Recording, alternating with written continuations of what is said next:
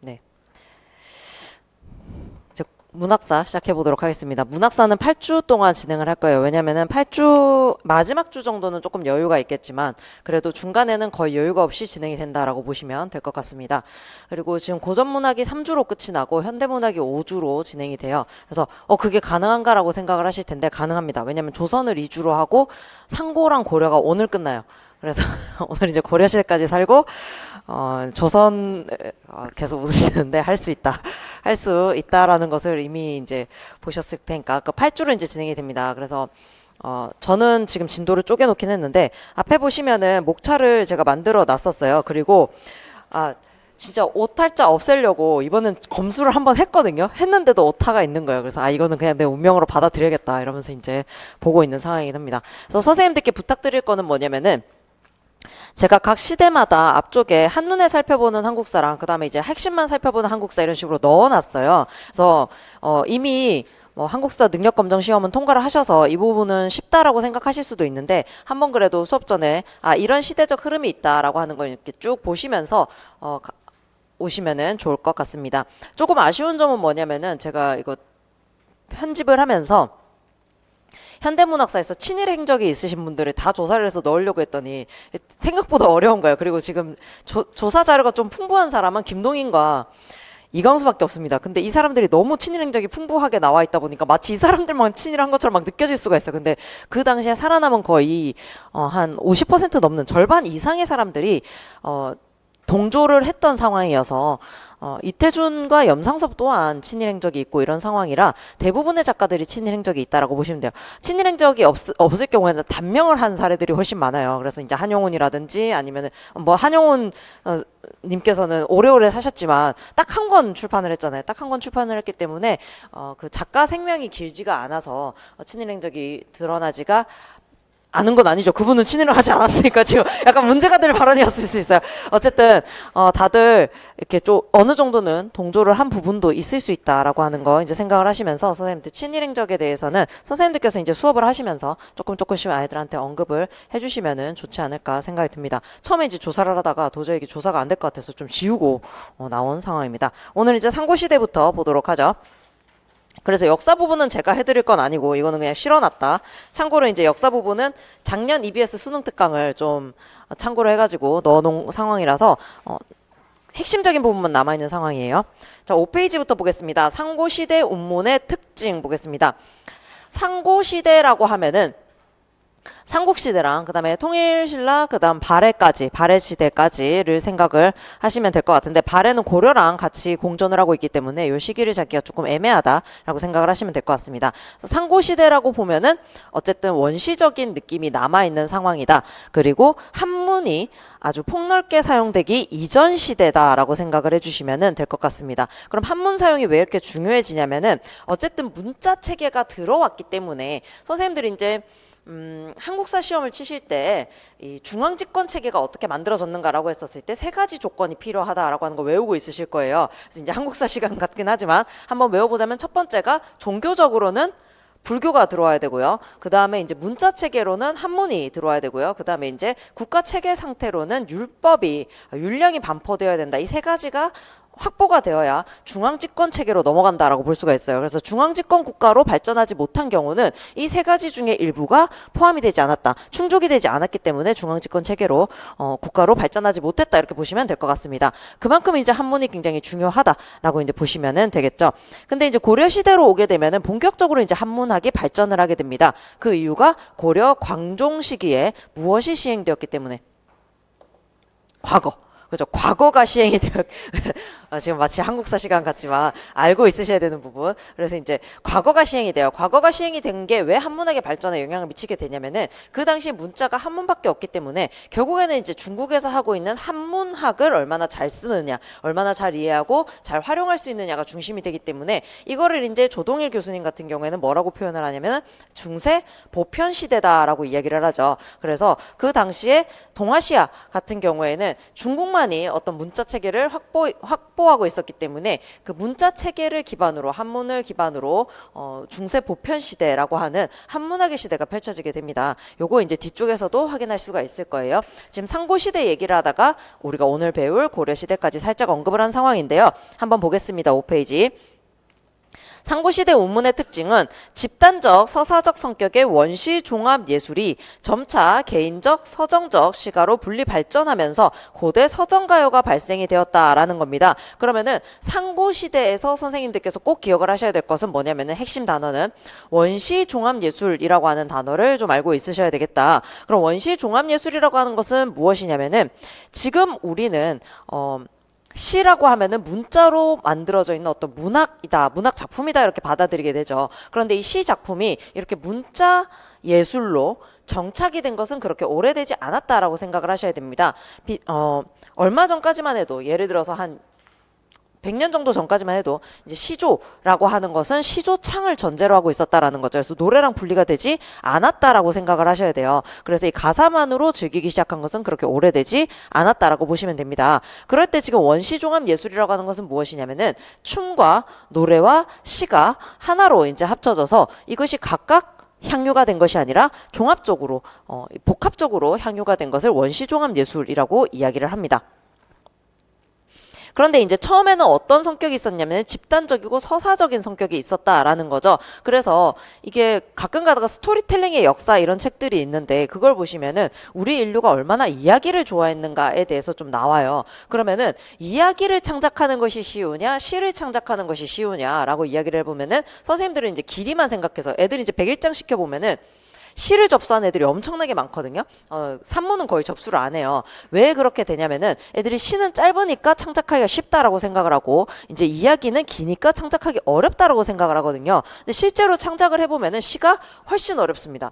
왜냐면 우리가 이제 1, 2월 달에 배웠다시피 시라고 하는 것은 무엇이 필요하냐면 시적 언어를 사용해야 된다라고 하는 게 이제 추가 조건으로 들어가죠. 그럼 시적 언어라고 하는 것이 무엇이냐라고 하는 것을 우리가 봤었을 때 첫 번째는 일단 운율을 갖추고 있어야 되고 두 번째 비유와 같은 표현법이 사용이 되어야 되고 수사법이 사용이 되어야 되고 세 번째 그 다음에 함축적인 압축적인 언어를 사용해야 된다. 이런 세 가지 정도의 조건을 충족을 해야 시적 언어다라고 할 수가 있습니다. 그러면은 이야기는 사실 언어적인 조건이 있느냐라고 하면은 표현법상의 조건은 거의 없다고 봐야 돼요. 없고 그냥 자기가 쓰고 싶은 대로 그냥 쓰면 되는 거거든요. 근데 시는 이런 표현법까지 지켜나가야 된다라는 거죠. 그렇기 때문에 사실은 이야기가 창작하기가 더 쉽다.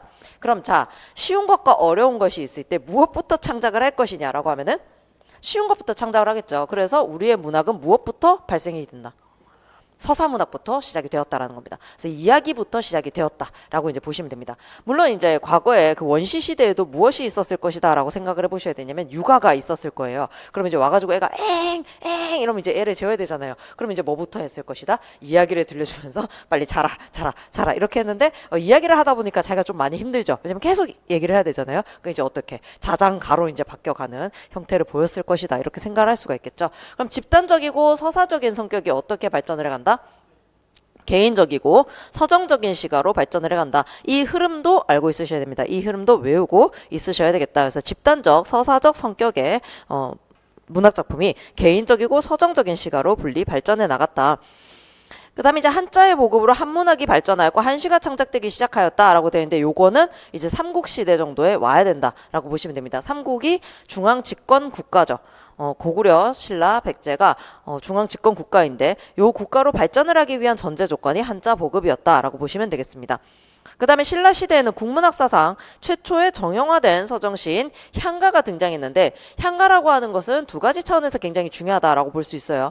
첫 번째는 향차를 사용을 하고 있기 때문에 선생님들의 중세 국어에 이제 요게 출제가 될 수가 있습니다. 근데 출제될 작품은 하나 정도밖에 없죠. 서동요 정도만 출제가 될 수가 있다. 그래서 서동요는 중세 국어 향찰 표기를 설명하는 방법으로 이제 나올 수가 있다라고 보시면 될 것 같고요.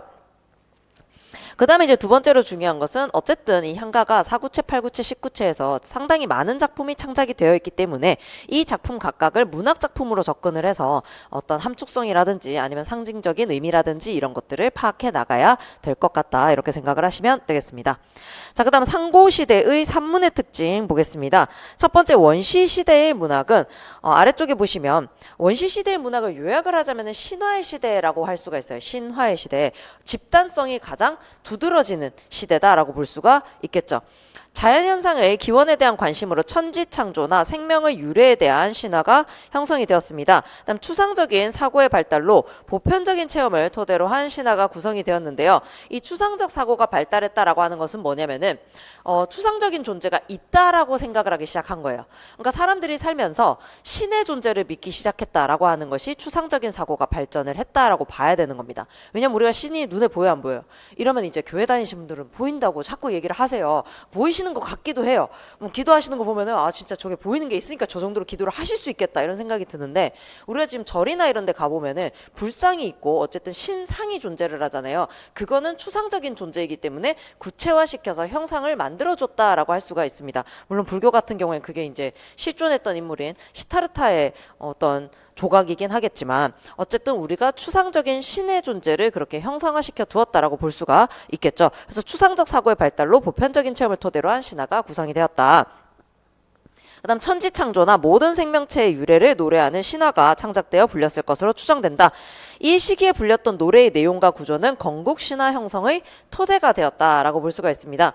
그래서 이제 그리스 로마 시대의 신화가 약간 요 건국신화와 그 다음에 아예 원시신화 사이 중간 지점쯤에 있다라고 볼 수가 있는데 거기에 보면은 초기에는 뭐가 등장을 하냐면은 거신이 등장을 해요. 거인신이 등장을 하거든요.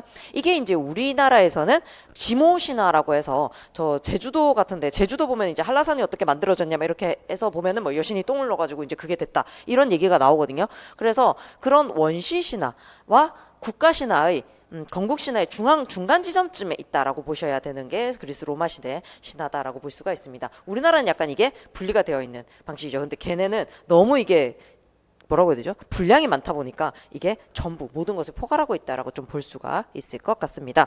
그다음에 이번에 보시면 고대 국가의 건국 신화되어 있는데요.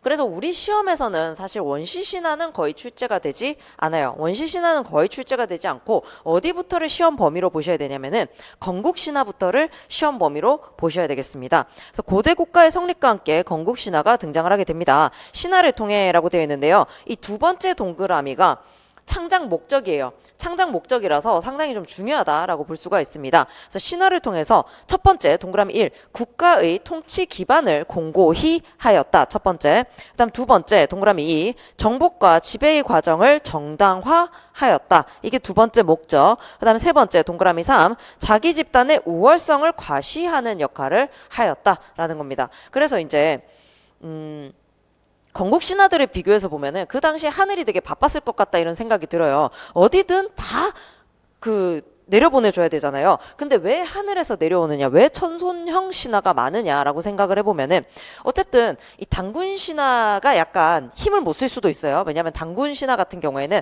아버지는 천인이긴 하지만 어머니가 뭐예요? 이 동물이죠. 웅녀가 되거든요. 그렇기 때문에 이 동물 신화에 가까워 동물 신화가 일부 들어가 있기 때문에 그러면 양쪽이 다 신적인 존재, 어머니와 아버지가 모두 신적인 존재에 비해서는 낮게 여겨질 수도 있죠.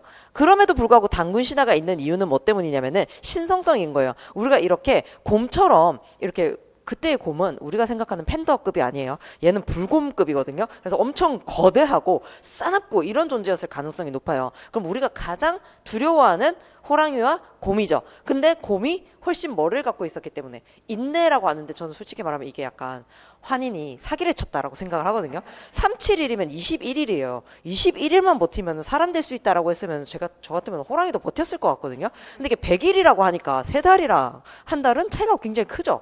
그러다 보니까 호랑이는 도망을 갔고 곰은 어영부영 21일을 버텼더니 갑자기 사람이 되었다. 이렇게 된 겁니다. 근데 어쨌든 호랑이를 뭐로도 이겼다. 인내심으로도 이긴 이 곰의 후손이다라고 하는 게 훨씬 더 큰 장점이 있었을 거다라고 생각을 했을 거예요. 그래서 이게 계속해서 내려왔을 것이다라고 보면 됩니다. 그럼 왜 이 존재들이 다 천신의 후손으로 되어 있느냐? 우월성인 거예요. 너네 동물 후손보다는 우리 천신의 후예들이 훨씬 더 우월하다라고 하는 것을 이제 주장하고 싶었기 때문에 이런 가계를 설정해 두었다라고 보시면 되겠죠. 자, 세 번째 보시면은 건국하는 과정이 상징적으로 나타나며 탄생, 고난, 극복, 승리의 전형적인 영웅 일대기 구조를 보인다라고 되어 있는데 이것이 가장 먼저 시도가 된 것은 주몽신화입니다. 주몽신화인데요. 선생님들께서 여기서 비교해 두셔야 되는 게 뭐냐면은 남방계 신화와 북방계 신화를 비교를 해 두셔야 됩니다. 이제 북방계 신화 같은 경우에는 북방계나 남방계나 이 차이가 뭐냐면은 주몽신화 같은 경우에는 지금 영웅 일대기 구조를 가지잖아요. 그래서 적혀 있진 않아요. 적혀 있진 않은데 주몽신화 같은 경우에는 이 투쟁을 하고 결국에는 성취해내는 그런 어떤 모습을 보이게 됩니다. 그럼 왜 이렇게 되느냐라고 하면은 고구려 같은 경우에는 무예를 굉장히 숭상했었기 때문에 강한 남자가 필요했다라는 거죠. 그래서 이제 이런 영웅 일대기 구조를 따르게 됩니다. 그런데 박혁거세 신화 같은 경우를 이제 남방계 신화로 잡기는 하는데 박혁거세 신화 같은 경우를 생각해 보면 아니면 가락국 신화 같은 경우를 생각을 해보면은 투쟁의 과정이 드러나 있지가 않아요. 생각해보면은 그냥 얘는 가만히 있었는데 뭐예요? 가서 막 쾅쾅쾅 이렇게 하면서 구지가를 불렀더니 이제 하늘에서 내려오고 아무런 투쟁 없이 왕으로 올라가게 되는 모습을 보이죠. 그래서 이게 차이가 약간 있다라는 겁니다. 그래서 우리 교과서에서는 주몽신화랑 단군신화 정도를 가르치고 있어요. 그랬을 때 요거를 그래도 우리는 조금 비교를 하고 알아두어야 될 것 같다. 왜냐하면 박혁거세 신화랑 그다음에 석탈의 신화 같은 경우 석탈의 이제가 왕이 된 그런 이야기 같은 경우에는 사실은 교과서에 실려 있기는 해요. 그런데 가장 대표적으로 가르치는 게 주몽과 단군이기 때문에 요거 중심으로 하되 비교하셔서 투쟁이 없는 신화들의 특징도 정리를 좀 해두어야 되겠다라고 생각을 하시면 되겠습니다. 네 번째 보시면 인간 세상을 주관하는 초월적인 존재를 제시함으로써 원초적인 세계관을 반영했다. 그 다음에 집단 가무를 동반하는 각 고대 국가의 국중대회, 연고동맹, 무천 등에서 국가의 번영과 풍농을 기원하면서 서사시로 불리게 된 게 시작이다 라는 겁니다. 그래서 서정시가 발전을 하기까지는 조금 오래 걸렸을 것이다. 자, 삼국시대, 통일시대, 신라시대의 문학 보겠습니다. 전설 민담의 형성이라고 되어 있는데요. 삼국시대에 이르러 신화의 시대에서 전설 민담의 시대로 전환되었다라고 보시면 됩니다. 자, 그런데 이렇게 볼게요. 선생님들 아까 집단에서 개인으로 발전을 해나간다라고 했었을 때 뭐가 시작이 된다라고 보셔야 되냐면은 모든 문학은 어디에서 시작된다? 집단에서부터 시작을 해서 어디로 나아가냐면 개인으로 나아간다라고 보시면 됩니다. 이렇게 발전을 해 나간다라고 보시면 되는데 그럼 산문으로 봤었을 때는 여기 가장 집단성을 띠는 것이 뭐냐면은 신화가 가장 집단성을 띈다라고 보시면 됩니다. 그래서 전승 범위는 그 민족 내부예요. 사실 우리나라 신화는 우리나라 사람들이나 믿어주지 외국에서 믿어주지는 않을 수도 있잖아요. 그래서 그 민족 내부에서 전승이 된다라고 보시면 됩니다. 그럼 목적은 뭐냐면은 자기 민족의 우월성을 과시하고 싶어 한다. 그래야 전쟁에서 이긴 다음에 그 다른 민족들을 지배했었을 때 근거가 될 수 있었다라는 겁니다.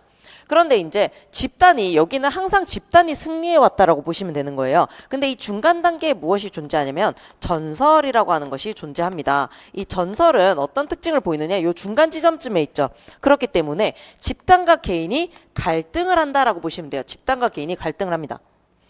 집단과 개인이 갈등을 하는데 결국 누구의 승리로 끝이 나게 되냐면은 집단의 승리로 끝이 나게 돼요. 그러면 집단이 승리를 했다라고 하는 것은 개인은 무엇을 맞이할 수밖에 없냐면은 비극적인 결과를 맞이할 수밖에 없는 게 전설의 구조입니다. 그래서 우리 지금은 뭐 전설의 고향 방향을 잘 안 하는데 물론 최근에 이제 뭐 한다고 신문 기사를 났던 걸 본 것 같긴 해요. 몇 년 전에. 그래서 이제 방영은 됐지만 크게 이슈가 안 된 걸로 봐서 그다지 인기가 없었을 것 같긴 한데 저 어렸을 땐 전설의 고향이 진짜 인기가 많았거든요. 여름만 되면 그거를 봐야 됐어요. 왜냐면은 날이 너무 더우니까 그거를 이제 보고 나면 조금 추워요. 그래서 이제 그거를 보고 잠을 자야 되는 거거든요. 근데 이제 그때 전설의 고향 생각해 보면은 별거 아닙니다. 보시면 이 밑에 약간 셀로판지 같은 거 파란색 셀로판지 해가지고 빛을 딱 쏘면은 그게 귀신 되는 거고 이런 거였거든요. 근데 항상 신기한 건 뭐냐면은 전설의 고향 시작은 어떻게 해요?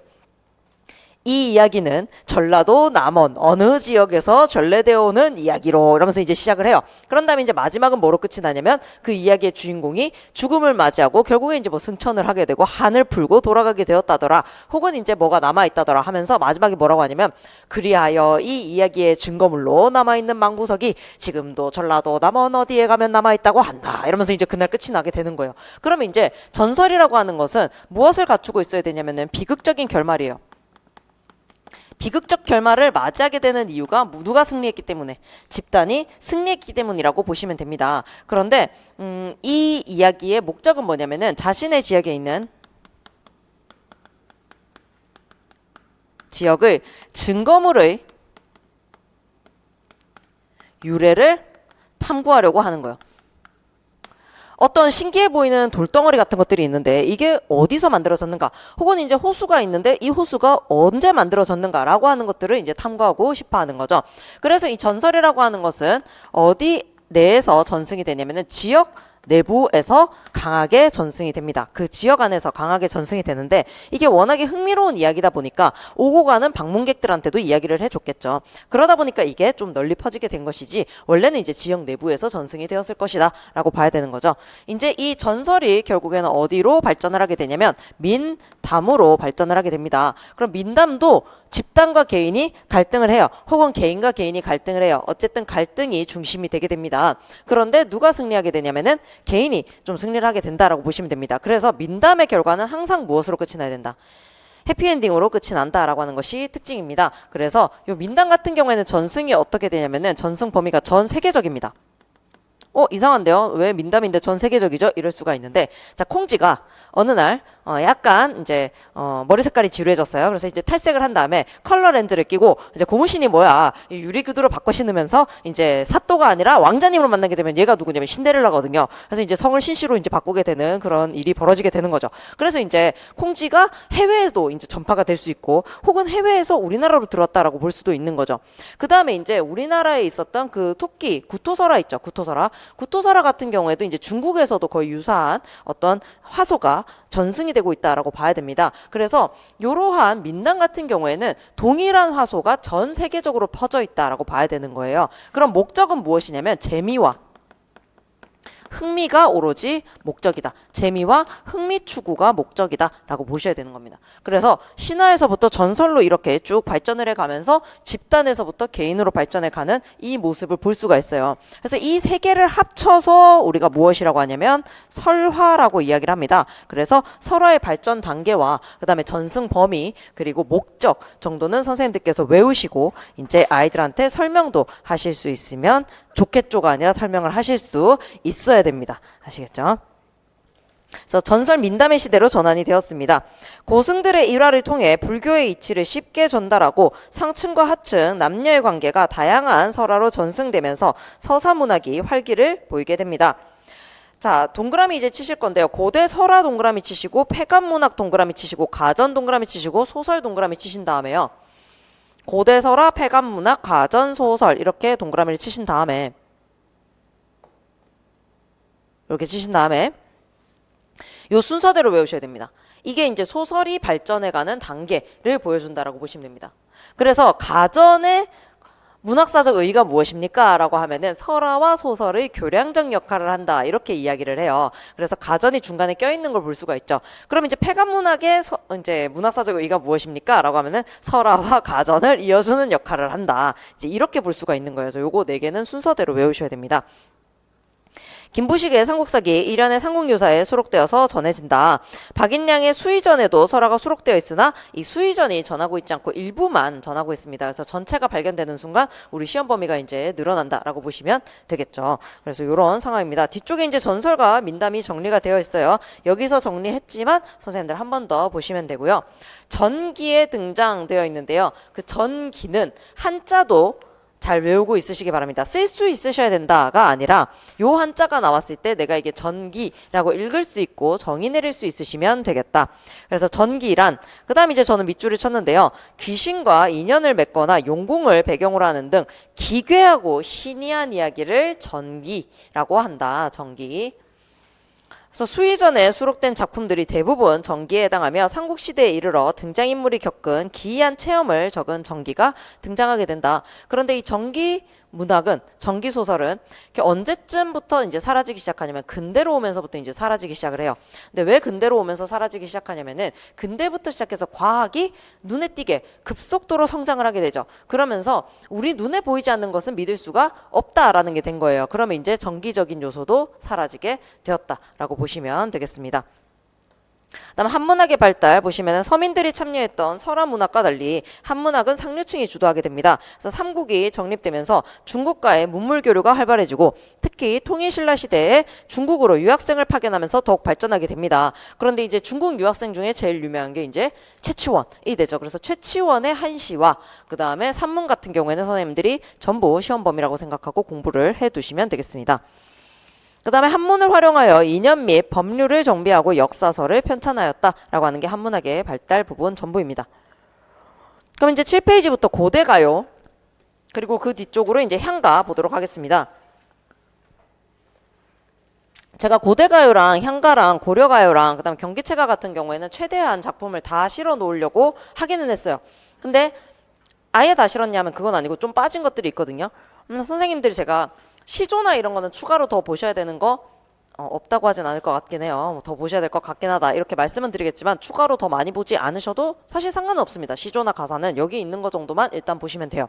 그런데 고대가요랑 고려가요 그 다음에 향가 같은 경우에는 지금 빠진 작품들을 전부 다 보셔야 됩니다. 전부 다 보셔야 되는 이유는 통계를 내보면은, 기출문제 통계를 내보면은 이 상고시대 문학과 고려 문학에서 반드시 한 문제는 출제가 된다라고 보시면 됩니다. 특히 기입형으로 출제가 된다라고 생각을 하셔야 되는데, 그렇기 때문에 선생님들이 굉장히 꼼꼼하게 공부해야 되는 파트다라고 생각을 하시면 됩니다. 산문도 마찬가지예요. 지금 설화문학이 거의 남아있는 게 없고 그 다음에 가전은 거의 낼 만한 거 다 냈거든요. 그럼에도 불구하고 지금 가전과 설화 부분을 꼭 공부를 하셔야 된다라는 거예요. 제가 작년에 화환계 출제될 수도 있다, 화환계 출제될 수도 있다 이런 얘기를 하면서 수삽성난도 받고 기명감호도 보고 설화 문학을 조금 많이 봤었어요.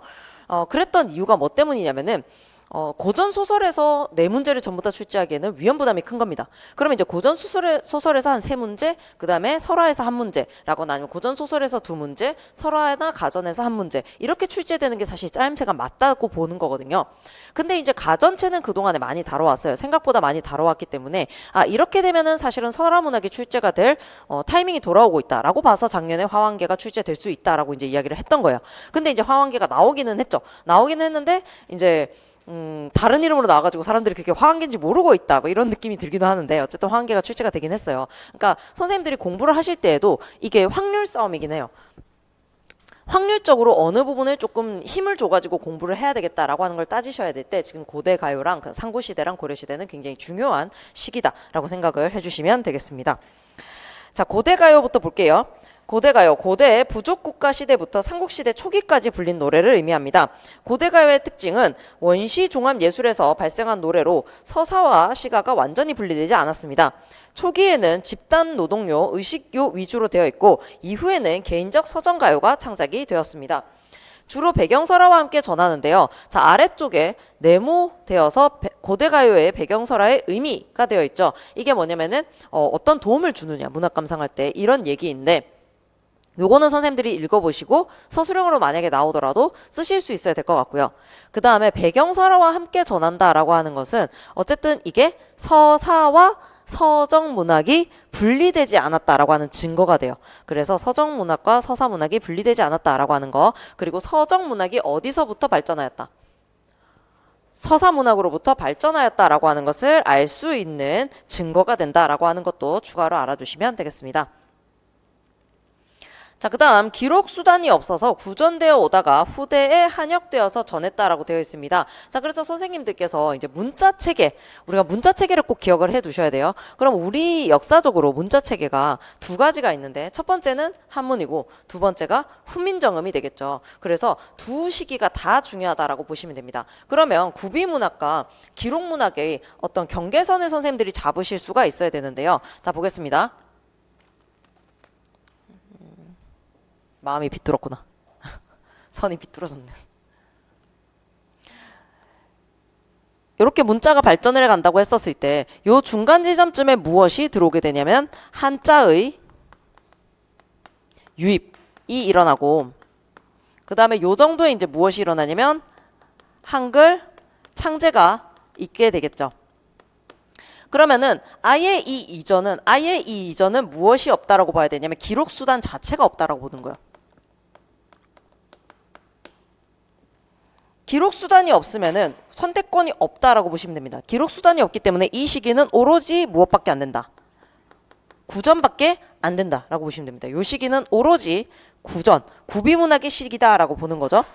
그러면은 이렇게 구전되어 왔기 때문에 얘네가 아예 다 사라져야 되느냐라고 한다면 그건 아닙니다. 첫 번째는 뭐냐면은 요 시기에 한번 좀 노력이 있었고요. 그 다음에 다음번은 요 시기에 노력이 있었다라고 보시면 되겠죠. 기록의 노력이 2번 있었다라고 보시면 됩니다.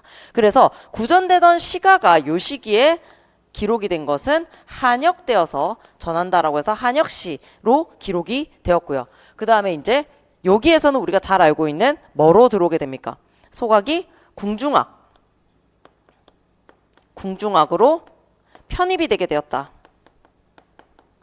또는 이제 어떤 식으로 기록이 되기도 하냐면 폐관이 기록을 하게 될 수도 있어요. 폐관이 기록을 하게 될 수도 있거든요. 이런 2가지 방식이 있습니다. 그런데 요 2가지 방식을 처리를 한다 하더라도 구전되었던 것은 그대로 기록이 될 수 있느냐라고 하면은 그대로 기록이 될 수도 있지만 대부분이 그대로 기록이 되지 못했다라는 거죠. 그래서 변형이 주로 일어나게 되고요. 그 다음에 추가 첨가되는 부분이 많기 때문에 이런 구비문학의 특징을 무엇이라고 하냐면 적층성, 유동성이 있었다라고 이야기를 합니다.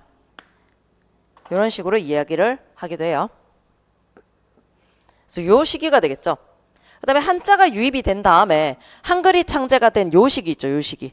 요 시기에는 문학이 2가지로 발전을 한다라고 보시면 됩니다. 문학이 2가지로 발전을 하는데 하나는 이제 전통 무엇이 발전을 하게 되냐면 한문학이 발전을 하게 됩니다. 전통 한문학이 발전을 하게 되고요. 2번째로 뭐냐면은 한자를 한자 차용을 하여서 우리말 기록 수단으로 삼게 되었다. 이 대표적인 게 무엇이냐면 향찰이 되는 거죠. 뭐 이두구결까지는 모르셔도 될 것 같습니다. 사실 저도 잘 모르겠습니다. 이두구결은 사실 거기에서 사용을 했대요. 외교문서 같은 데서, 공문서 같은 데서 사용을 하는 방식이고 향찰은 문학작품을 기록하는 방식이었다.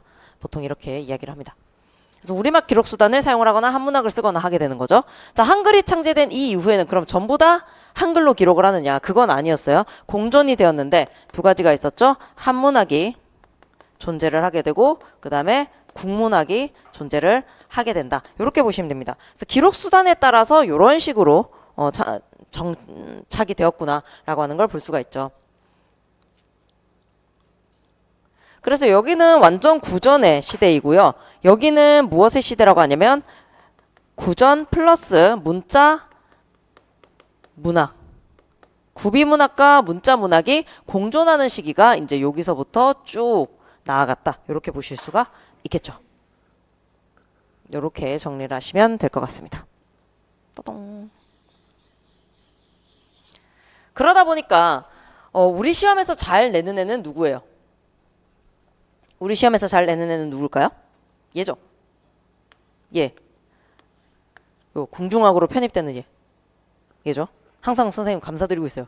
항상 대답을 해주시려고 노력하시고 좋은 시도라고 생각하고 있어요. 항상 감사드리고 있어요. 아무도 얘기 안 하면은 되게 저 혼자 있는 것 같은 느낌이 들잖아요. 자, 얘가 항상 시험 범위가 되죠. 그래서 우리 시험에서도 출제가 많이 됐었어요. 그래서 기록 과정, 그 다음에 변화, 원인 설명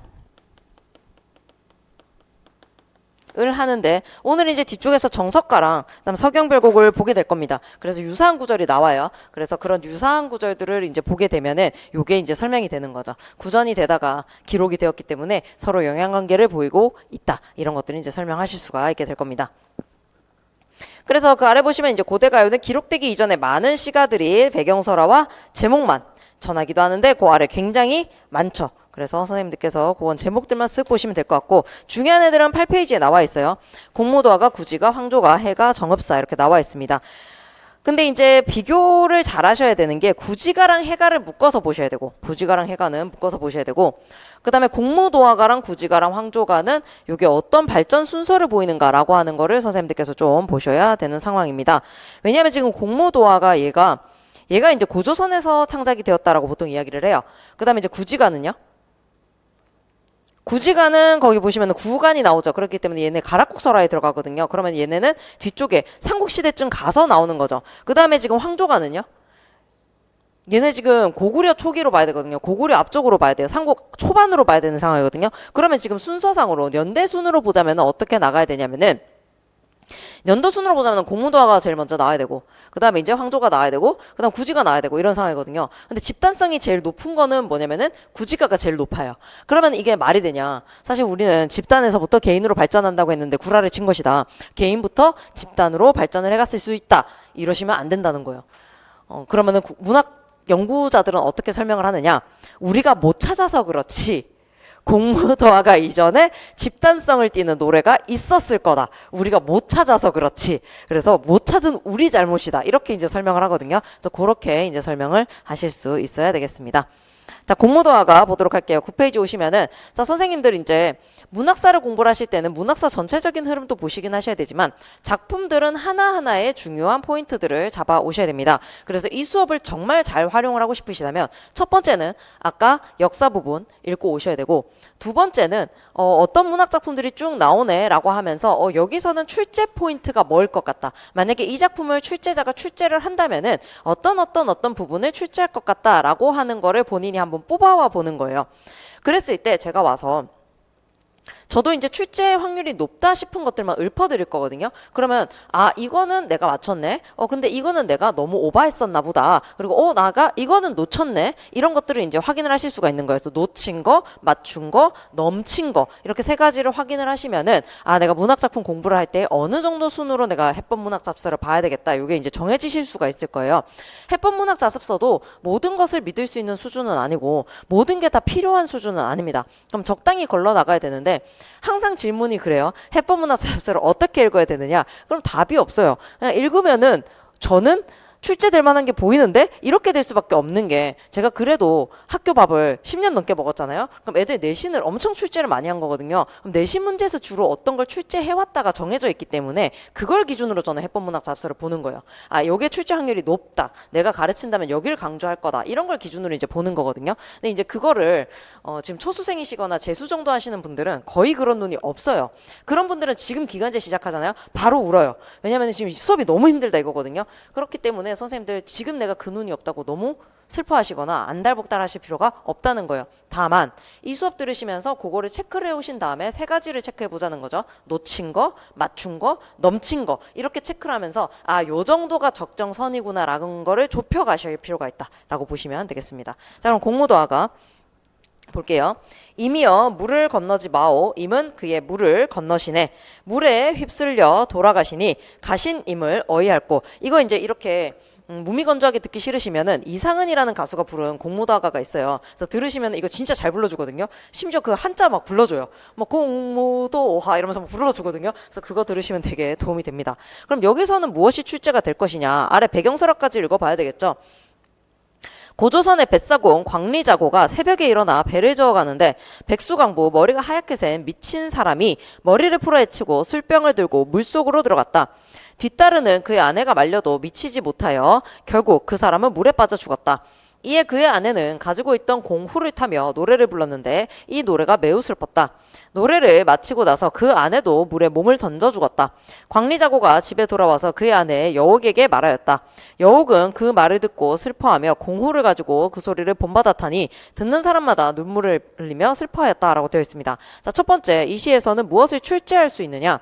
첫 번째는 물의 상징적 의미를 출제를 할 수가 있습니다. 물의 상징적 의미를 출제할 수 있는데 이 시에서 물의 상징적 의미를 출제할 수 있는 이유는 뭐 때문이냐면은 1행, 2행, 3행의 물의 의미가 점점 달라집니다. 그래서 첫 번째, 임이여 물을 건너지 마오라고 하는 것은 이제 생명의 위협 이런 식으로 볼 수가 있는데 죽음으로 볼 수가 있는 거죠. 그래서 원형적 상징으로 사용이 되는 부분도 확인을 할 수가 있어요. 그래서 선생님들이 이게 개인적 상징과 원형적 상징과 관습적 상징으로 출제를 하려고 해도 이게 진짜 관습적 상징이다, 이게 진짜 원형적 상징이다, 이거를 확신할 수 있는 경우가 많지가 않습니다.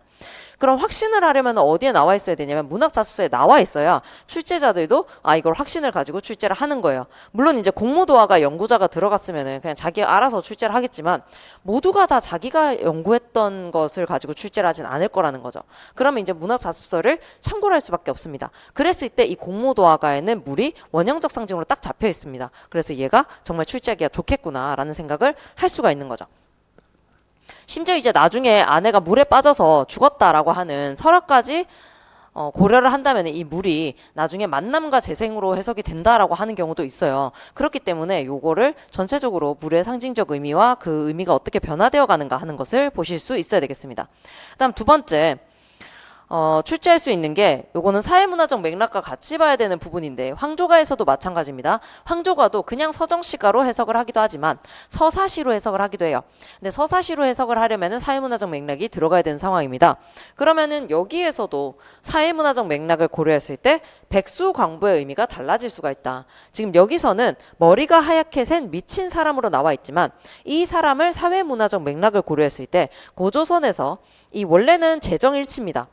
재정일치가 뭐냐면은 제사를 지내는 사람과 정치를 하는 사람이 동일했다라는 거여서 당군 왕검이라고 하는 것 자체가 제사장과 왕의 직위를 겸한다라고 하는 명칭이에요. 호칭이에요. 그런데 이게 고조선이 점차 발전해 가면서 결국에는 이 재정일치가 분리가 되게 되고 그 다음에 왕권이 조금 더 그 군주가 훨씬 더 강해지면서 무엇이 쇠락해야 되는 제사를 지내는 어떤 종교가 쇠락해야 되는 상황이 벌어지게 되거든요. 그랬을 때 이 머리가 하얗게 센 미친 사람이 무엇이었을 것이다. 나라무당이었을 것이다. 라고 이제 보는 거예요. 그래서 그 세력을 잃어가는 나라무당을 상징하는 것이다. 라고 해석을 하기도 합니다. 그래서 이 백수광부의 다양한 의미. 그 다음에 이제 이 백수광부를 또 뭐로도 해석을 하기도 하냐면 주신으로 해석을 하기도 해요. 술의 신이다. 라고 해석을 하고 그 아내가 공후를 타죠. 그래서 음악의 신이었을 것이다. 이렇게 해석을 하기도 합니다. 그래서 한 3가지 정도 해석이 나오기 때문에 이런 것들 알아두시면 좋겠죠. 그 다음 이제 마지막 부분에 가서 우리 시적 화자와 관련해서 파악해야 되는 게 뭐가 있었어요, 선생님들? 자, 일단은 우리가 도식을 그릴 때 도식을 1, 2월 달에 도식을 떠올려 보면은 뭐부터 파악을 하자? 화자 말고 대상부터 파악해야 된다라고 했죠. 시적 대상을 파악을 한 다음에 그 다음에 시적 화자가 드러나 있는지를 보고 시적 화자를 써준 다음에 화살표를 그어서 왼쪽에는 정서, 오른쪽에는 태도를 쓰자라고 했었죠. 그 다음에 이제 요 아래쪽에 시적 상황을 쓴 다음에 요 다시 화살표를 해서 분위기를 쓰자 이렇게 얘기를 했거든요. 그렇게 하면 우리가 전체적으로 파악을 할 수 있는 것이다. 그럼 이제 시적 화자의 정서와 태도를 파악을 해야 되는데 요 마지막 부분에 드러나 있는 태도가 무엇이냐라고 하면은 체념적인 태도입니다. 그래서 선생님들 체념적인 태도가 나올 경우에는 의외로 출제를 잘해요. 그래서 체념적인 태도가 나오는 또 다른 작품 무엇? 처용가도 그래서 출제를 잘하는 거예요. 그래서 체념적인 태도가 드러나면은 이상하게 출제를 잘하고 있기 때문에 체념적 태도가 드러나면은 확인을 해두자. 그 다음에 요거는 마지막 부분, 이거는 진짜 잘 출제는 안 하지만 혹시 몰라서 알려드리는 게 배경설화에 보면은 이 공모도화가가 원래는 백수광부의 아내가 부른 거죠. 근데 이게 나중에 광리자고가 와서 또 전해주고 그 다음에 여기 노래를 부르고 이렇게 되는 상황이거든요. 그래서 구비문학이 전승되는 과정을 알 수가 있다라고 하는 게 배경설화를 통해서 그거까지 잡아놓으시면 될 것 같습니다. 요 정도 보시면 돼요. 그 다음에 이제 구지가와 해가는 구지가 먼저 읽고 배경설화 읽고 해가 읽고 배경설화 읽고 한 다음에 설명해 드릴게요. 자, 구지가 거부가 머리를 내어라. 내어놓지 않으면 구워서 먹으리. 후한 세조 광무제 건무 18년 이민 3월 개요일에 마을 북쪽에 있는 구지봉에서 이상한 소리가 났다. 이에 마을 사람들 수백 명이 그곳에 모이니 사람의 모습은 보이지 않고 소리만 들리기를 여기에 사람이 있느냐 하였다. 구관들이 우리가 여기 있습니다 하고 대답하자 이곳이 어디냐라고 물으매 구지봉입니다 라고 대답하였다. 이에 다시 옥황상제께서 내게 명하시기를 이곳에 와서 나라를 새롭게 세워 임금이 되라 하였으니 너희들은 구지봉에 흙을 팔면서 거부가 머리를 내어라 내밀지 않으면 구워서 먹으리 하고 노래를 부르며 춤을 추어라. 그러면 곧 하늘에서 내려주는 대왕을 맞이하여 기뻐서 춤추게 될 것이다 라고 하였다. 이에 구관들이 그 말을 따라 사람들과 함께 빌면서 노래를 부르며 춤을 추었다. 10여일 후에 하늘에서 황금알 6이 내려와 각각 사람으로 변했는데 그중 맨 처음 태어난 사람의 이름을 수로 또는 수릉이라 하여 그가 세운 나라를 대가락 또는 가야국이라 했고 나머지 5사람도 각각 5가야의 왕이 되었다. 해가입니다. 거부가 수로를 내놓아라. 남의 안에 훔쳐간 죄 얼마나 크랴. 네 만일 거역하고 내놓지 않으면 그물로 너를 잡아 구워 먹으리 라고 되어 있습니다. 자, 후한 신라 성덕왕 때 순정공이 강릉 태수로 부임하던 도중 바닷가의 한 정자에서 점심을 먹고 있는데 갑자기 해룡이 나타나 그의 아내 수로 부인을 바닷속으로 끌고 들어갔다. 공이 땅을 치며 분통해했지만 방법이 없었다. 이때 한 노인이 나타나 말하기를 옛말에 여러 사람의 입은 쇠도 녹인다 했으니 바닷속의 생물인들 어찌 이를 두려워하지 않겠소. 이 지역의 백성을 모아 노래를 지어 부르며 막대기로 언덕을 치면 부인을 찾을 것이오 라고 하였다. 공이 그 말대로 하니 과연 용이 부인을 받들고 나와 공에게 도로 바쳤다.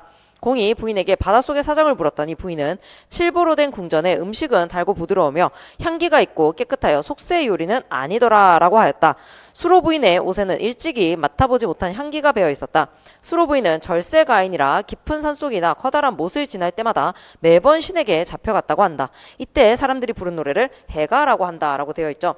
자, 이 구지가랑 해가를 왜 같이 봐야 되냐면 두 개가 구조가 거의 동일하기 때문입니다. 그럼 구조를 잡으실 수가 있어야 되는데 우리가 이제 지지난주에 했었죠. 봉산탈춤 보면서도 우리가 제담의 구조를 잡아냈어야 됐잖아요. 자, 그럼 요것도 구조를 한번 잡아보도록 하겠습니다. 첫 번째, 거부가.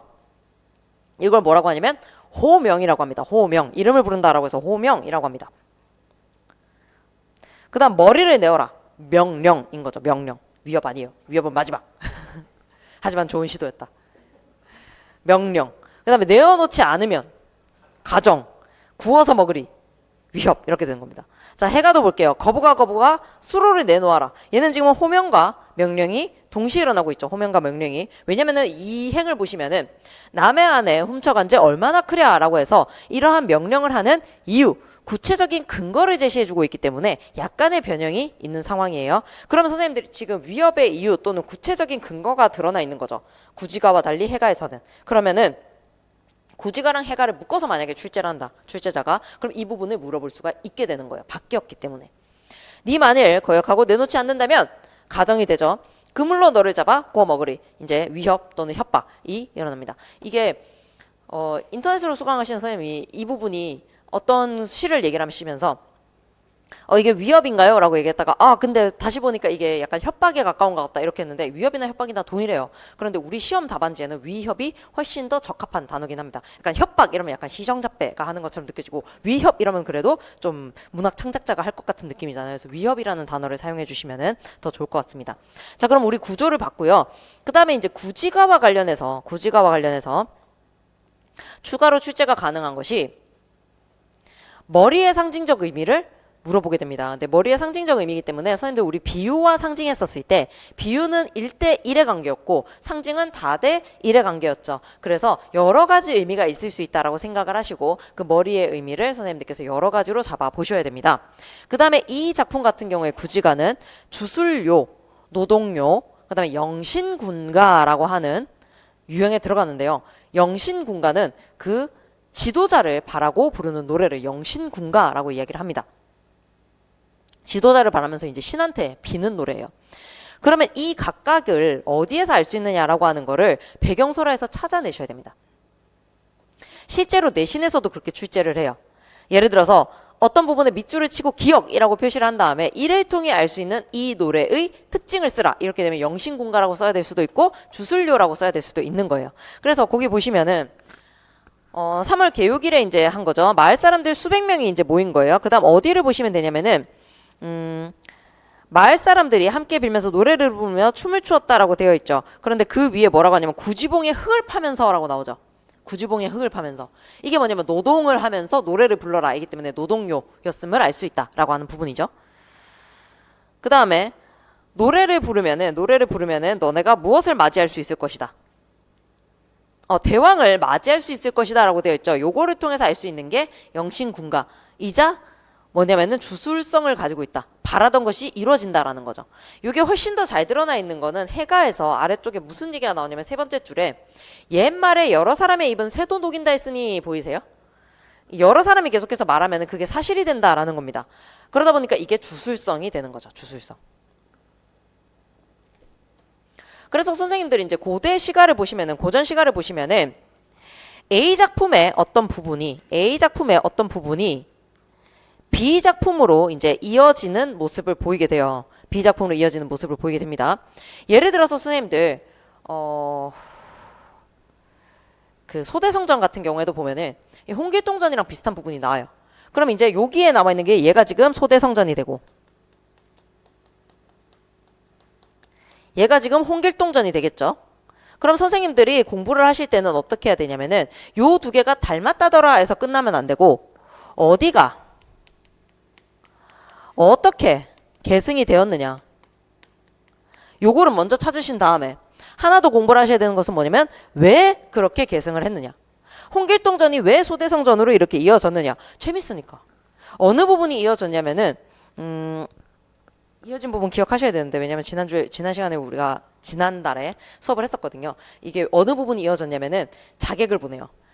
자객을 보내가지고 이제 애를 죽이려고 하는 그런 부분이 나오거든요. 왜냐면 소대성전에서 얘가 자꾸 누워있잖아요. 자꾸 누워있으니까 누가 자객을 보내려고 해요.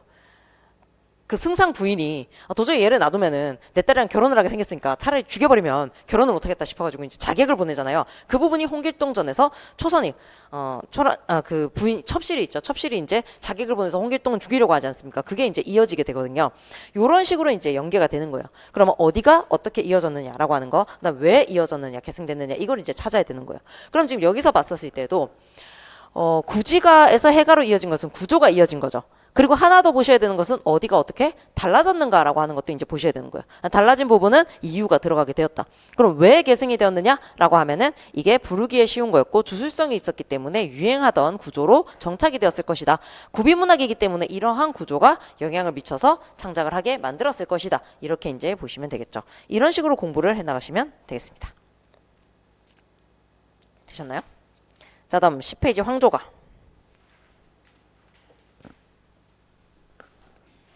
자, 황조가. 얘는 현존하는 가장 오래된 서정 시가 작품이라고 얘기를 하는데요.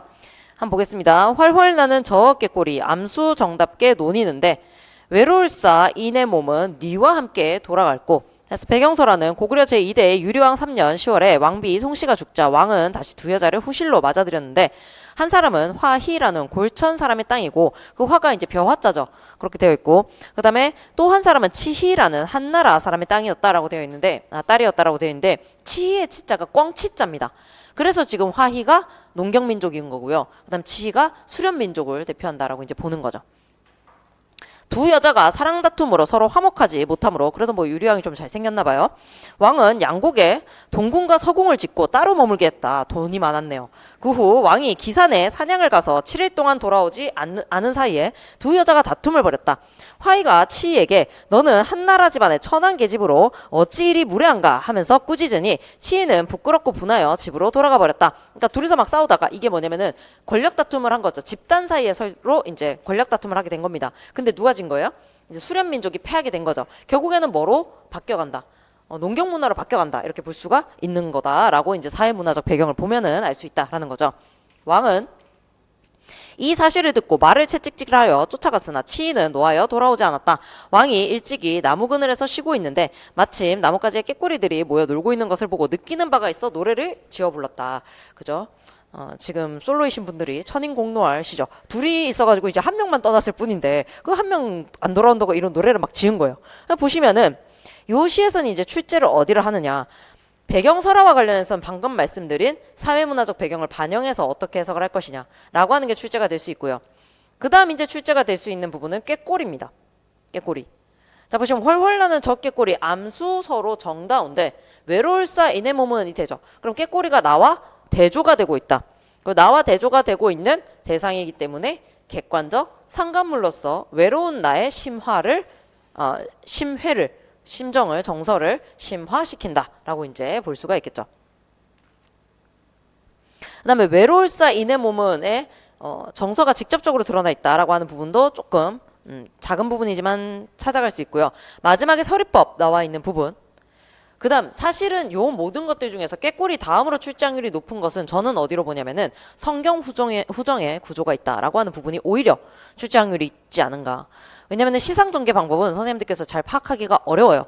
그럼 이제 오답 확률이 높다는 거죠. 그런 거를 이제 기입형으로 내버리면은 변별이 되기 때문에 요런 게 오히려 출제하기 쉽지 않나. 여기까지입니다. 황조가가. 그래서 이제 오늘 가셔서 해법문학사 앞서 보시면 더 많은 얘기들이 막 있을 거예요. 저는 이제 그런 부분은 출제 확률이 얕다라고 보는 거죠. 그래서 굵직한 부분들 잡아가시면 될 것 같습니다. 자, 정업사 어느 행상인의 안에 보도록 하죠. 달하 높이곰 또다샤 어기야 머리곰 빛이 오시라 어기야 어강듀리 아으 다롱디리 저제 여러신고요 어기야 준대를 드디 올시라 어기야 어강듀리 어느이다 놓고시라 어기야 내 간원디 정그르시라 어기야 어강듀리 아으 다롱디리 되어 있습니다. 자, 얘는 정읍은 당시 전주에 속해 있던 마을이다. 이 고을 사람이 행상을 떠나 오래도록 돌아오지 않으므로 그 아내가 산 위에 바위에 올라 남편이 간 곳을 바라보며 남편이 밤길을 오다가 해를 입지는 않을까 염려하여 고개에 올라 달에 의탁하여 이 노래를 불렀다. 세상이 전하기를 오른 고개에 아내의 망보석이 있다 한다. 그래서 이제 뭐 전설의 어떤 색깔도 있는 상황이죠. 얘는 지금 뭐가 출제가 될 수 있냐면 출제 확률이 제일 높은 거라고 생각을 한다면은 그래도 시조의 기원으로 볼 수 있지 않나. 어떻게 보시면 되냐면 선생님들 그 어기야 두 번째 줄에 어기야 지우시고 그 다음에 어기야 어강들이 아으다롱들이 있죠. 얘네 싹 다 지워보세요. 전부 지우시고 그 다음에 준디 앞에 어기야 있죠. 그리고 내 가는디 앞에 어기야 딱 지우시면은 두 줄이 초장. 그 다음 아래 저제 내려신고에 준데르 디지올세라 얘가 중장. 그 다음에 어느이다 놓고시라 내가 논데 정그르세라 이게 종장. 이런 식으로 이제 3구를 이룬다라고 보는 거예요. 그래서 이제 정읍사가 시조의 기원이 된다. 라고 하는 이야기를 하려면 이렇게 지우고 보셔야 되는 겁니다. 요거 하나 가능하고요. 그 다음에 이제 또 출제 가능하다라고 하는 거는 달 부분입니다. 달. 얘는 지금 기원의 대상인데요. 우리 문학에서 달이 등장하는 시가 얘밖에 없냐라고 하면 아니에요. 엄청나게 많습니다. 그럼 달이 등장하는 시가와 엮어서 달이 하는 역할을 비교할 수 있을 것이다 라는 거죠.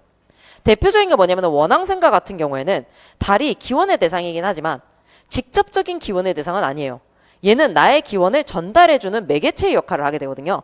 그러면 지금 여기 정읍사랑 원앙생가를 엮어가지고 달이 하는 역할을 구체적으로 써봐라 라는 식으로 되게 된다면은 둘 다 기원의 대상이긴 하지만 이제 공통점과 차이점을 써봐라 이런 식으로 나오겠죠. 공통점은 기원의 대상이다.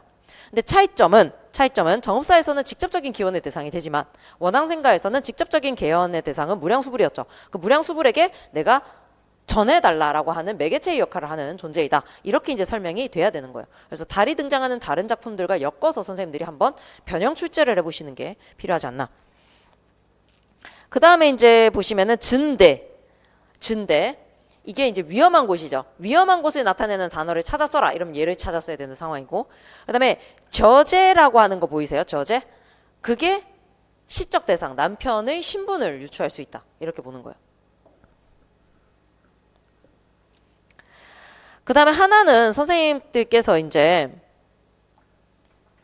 용어를 알아두셔야 되는 부분이라고 생각하는데 리얼샤라 부분인데 리얼샤라 이거 뭐뭐 할까 두렵다거든요.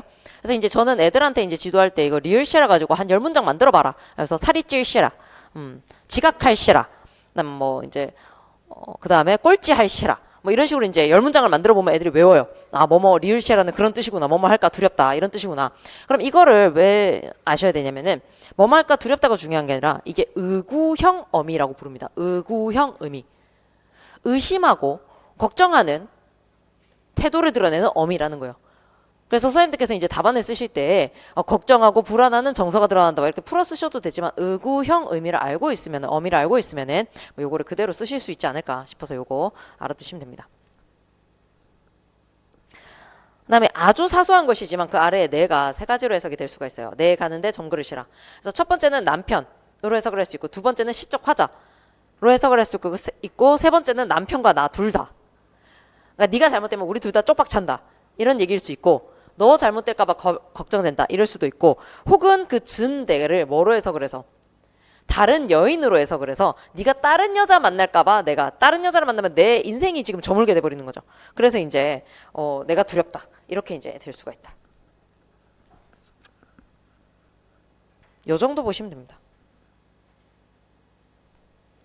그럼 이제 고대가요 끝났습니다. 자, 향가. 고대가요는 4개 작품 다 본 거예요. 고대가요는 들어가 있는 모든 작품 다 본 겁니다. 향가 11페이지. 신라시대부터 고려 초기까지 창작 향유되었던 서정시로 국문학사상 최초의 정형화된 서정시다. 신라 시 당대에는 우리나라 고유의 노래라는 뜻으로 쓰였으나 오늘날에는 자, 그 다음에 표시를 해두시면 좋은데요. 향찰로 표기된 우리 고유의 시가 얘를 향가라고 한다. 향가를 표기한 표기법인 향찰은 외래 문화를 주체적으로 수용, 발전시킨 것으로 향가의 가사와 표기 형식은 신라어 연구에 귀중한 자료가 된다. 도솔가, 산해가 등의 이름으로 불리기도 하며 특히 산해가는 향가의 완성형이라 이르는 19채 향가를 일컬을 때 주로 쓰인다. 현존하는 최초의 향가 작품은 신라 진평왕 때 6세기 말에 서동이 지은 서동요이며 고려 광종 때인 10세기 말에 지어진 보현시원가가 향가의 마지막 작품으로 알려져 있다. 그래서 고려 시대에도 창작은 됐었어요. 고려 광종이면은 이게 4대 왕이거든요. 그러니까 생각보다 조금 창작이 오래된 상황이죠. 향가를 집대성한 3대목이 제 평생 소원입니다. 3대목 발견하기. 왜냐면 선생님들의 시험 범위를 늘려주겠다는 게 아니고 이거 발견하면 사실 이거 국립중앙박물관에만 팔아도 엄청난 돈이 될 것 같은 느낌이 들거든요. 그래서 제 소원이에요. 3대목 발견하기. 3대목이 진성여왕 때 간행된 것으로 보아 이 시기가 향가의 전성기였으리라 추정한다. 민요, 동요, 토속신앙에 대한 것, 임금을 그리워하는 노래, 나라를 다스리는 노래 등 다양한 내용을 다루고 있으나 주술적 내용과 불교적 기원 및 신앙심을 노래한 것이 가장 많고요. 창작 계층도 화랑과 승려로 좀 제한되어 있다라고 보시면 됩니다. 왜냐면은 이게 한자를 할 줄 알아야 되는데 그 한자를 사용하는 규칙을 외우고 있어야 되잖아요. 그러니까 이게 상당히 많은 교육이 필요한 상황이죠. 그러다 보니까 이제 화랑과 승려로 좀 제한이 된다. 자, 저는 여기다가 이제 표로 정리해 볼 텐데 선생님들은 굳이 표로 정리 안 하셔도 되니까 그냥 설명만 일단 들으세요. 뭐를 정리하려고 하냐면 향과 유형에 대해서 정리를 해보려고 합니다. 그 아래 설명도 제가 다 써놔서 따로 표를 안 쓰셔도 된다라는 거예요. 일단 첫 번째는 사구체 향가가 있습니다. 첫 번째는 사구체 향가가 있는데요. 사구체 향가 같은 경우에는 가장 단순한 형태의 향가가 되죠. 가장 단순한 형태이기 때문에 입에서 입으로 전해지기가 몹시 쉽다라는 겁니다. 그래서 동요, 민요 등의 형태를 띠고 그 다음에 얘는 주술성이 몹시 강하다. 아까 이제 많은 사람의 입은 쇠도 녹인다라고 이야기를 했잖아요. 그러면 많은 사람이 일단 불러야 돼요. 근데 많은 사람이 불러야 되는데 128행이라면 어떻게 해야 될까요? 이게 멀쩡한 형태로 구전되기가 어렵거든요. 그러다 보니까 이제 사구체 정도 되어야 이게 구전이 쉽고 그래서 주술성을 띠기가 쉬웠을 것이다. 그 다음에 이제 팔구체 향가가 있습니다. 살짝 잠시 건너뛰었다가 19채 향가. 자, 19채 향가의 특징은 뭐냐면은 가장 완성된 형태의 향가고요. 문학성이 매우 뛰어납니다. 왜냐하면 좀 길어졌기 때문에 다양한 수사법을 사용을 할 수가 있겠죠. 그래서 문학성이 가장 높기 때문에 저는 19채 향가가 출제 확률이 가장 높을 것이다 라고 생각을 해요. 그리고 19채 향가가 출제 확률이 높은 이유는 자, 2의 3단 구성을 주로 보이게 되는데요. 3단 구성을 보인다라고 하는 것에서 선생님들께서 좀 추론이 가능하겠지만 결국에는 얘가 무엇으로 이어지냐면 시조, 기원설이 여기에서도 등장을 하게 된다. 그래서 시조, 기원설은 이 3단 구성이라는 것과 동시에 마지막으로 이 낙구, 첫머리, 감탄사 얘를 뭐라고 불러야 될지를 선생님들께서 항상 의문을 가지시는데 낙구 첫머리 감탄사라고 얘기를 해주시면 돼요. 그 다음에 종장 첫머리 감탄사 이렇게 얘기를 하시면 되거든요. 그래서 낙구 첫머리 감탄사가 무엇으로 계승이 된다? 시조, 종장, 첫머리, 감탄사 요걸로 계승이 된 것으로 보기 때문에 이게 이제 시조 기원설에 들어가는 거죠. 그래서 이제 19채 향가는 문학사적으로도 굉장히 중요하다. 그러면 이제 8구체 왜 비워놨느냐? 8구체는 유일한 특징이 뭐냐면 4구체와 19채의 과도기적 형태. 요거밖에 특징이 없어요. 그래서 이제 얘는 보통은 4 플러스 4로 해석을 하죠. 4구체 두 개가 붙어있는 방식처럼 해석을 합니다. 그래서 이렇게 선생님들께서 특징을 좀 정리를 해두셔야 되는데 지금 보시면은 여기 4구체 향가의 주술성, 그 다음에 8구체까지도 주술성은 좀 연결이 된다라고 봅니다. 왜냐하면 4구 플러스 4구이기 때문에 어느 정도 기억을 할 수 있다라고 보는 거예요. 그래서 이제 처형가 같은 경우에도 주술성을 띠고 있다 이렇게 보는 거죠. 그 다음에 지금 요 19채 같은 경우에는 여기 나와 있는 요 전체 내용이 다 중요하다라고 볼 수가 있습니다. 요 전체 내용이 다 중요하거든요. 그래서 선생님들께서 요 정도는 좀 외워서 향가 부분을 대비를 하시면 좋겠다 싶어서 따로 정리를 해본 상황입니다. 그래서 사구치 향가 보시면 향가의 초기 형태이고요. 도솔가를 제외하고는 구전되어 오던 미녀나 동료가 정착이 된 것이다. 그다음 팔구치 향가는 사구치에서 발전된 향가고 사구치에서 십구체로 발전해가는 과정에서 생긴 과도기적 형태다. 요거밖에는 특징이 없습니다. 그다음 19치 향가는 향가의 완성 형태고 마지막 2구의 첫머리인 낙구에서는 주로 감탄사를 두어 시조 형식에 영향을 준 것으로 알려지고 있다. 그다음 4구, 4구, 2구의 세 부분으로 이루어진 것으로 본다. 그런데 위쪽에 모죽지랑가 있죠. 모죽지랑가는 항상 창기파랑가랑 묶어서 보셔야 됩니다. 모죽지랑가는 창기파랑가와 묶어서 보셔야 되고 그 다음에 우리 시험에서 그 해성가가 나온 적이 있었어요.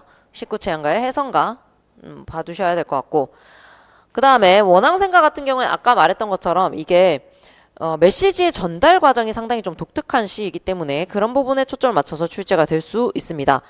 제막매가는 제가 아까 19채 향가가 문학성이 몹시 뛰어나다라고 얘기를 했었죠. 제막매가는 비유법이 굉장히 뛰어나기 때문에 얘는 중요하게 여겨지고 그 다음에 안민가 별표 안민가는 이게 향가 중에서 유일하게 유교적 이념을 노래한 시이기 때문에 그 특성이 굉장히 독특합니다. 그래서 얘는 좀 잘 알아두셔야 되고 그리고 안민가는 유교적 시인 동시에 비유법을 상당히 잘 썼기 때문에 표현 방식상으로도 출제가 가능합니다.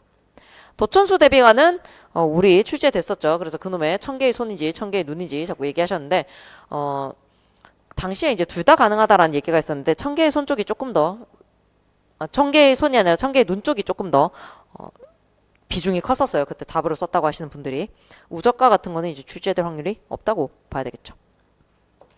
그래서 지금 표를 보시면은 제가 출제되어야 되는 이유를 설명을 드렸잖아요. 선생님들께서 공부를 하실 때도 이 작품이 출제가 된다면 왜 출제가 되어야 되는가에 대해서 생각을 해보시면은 그게 출제의 초점이다 라고 생각을 하시면 됩니다.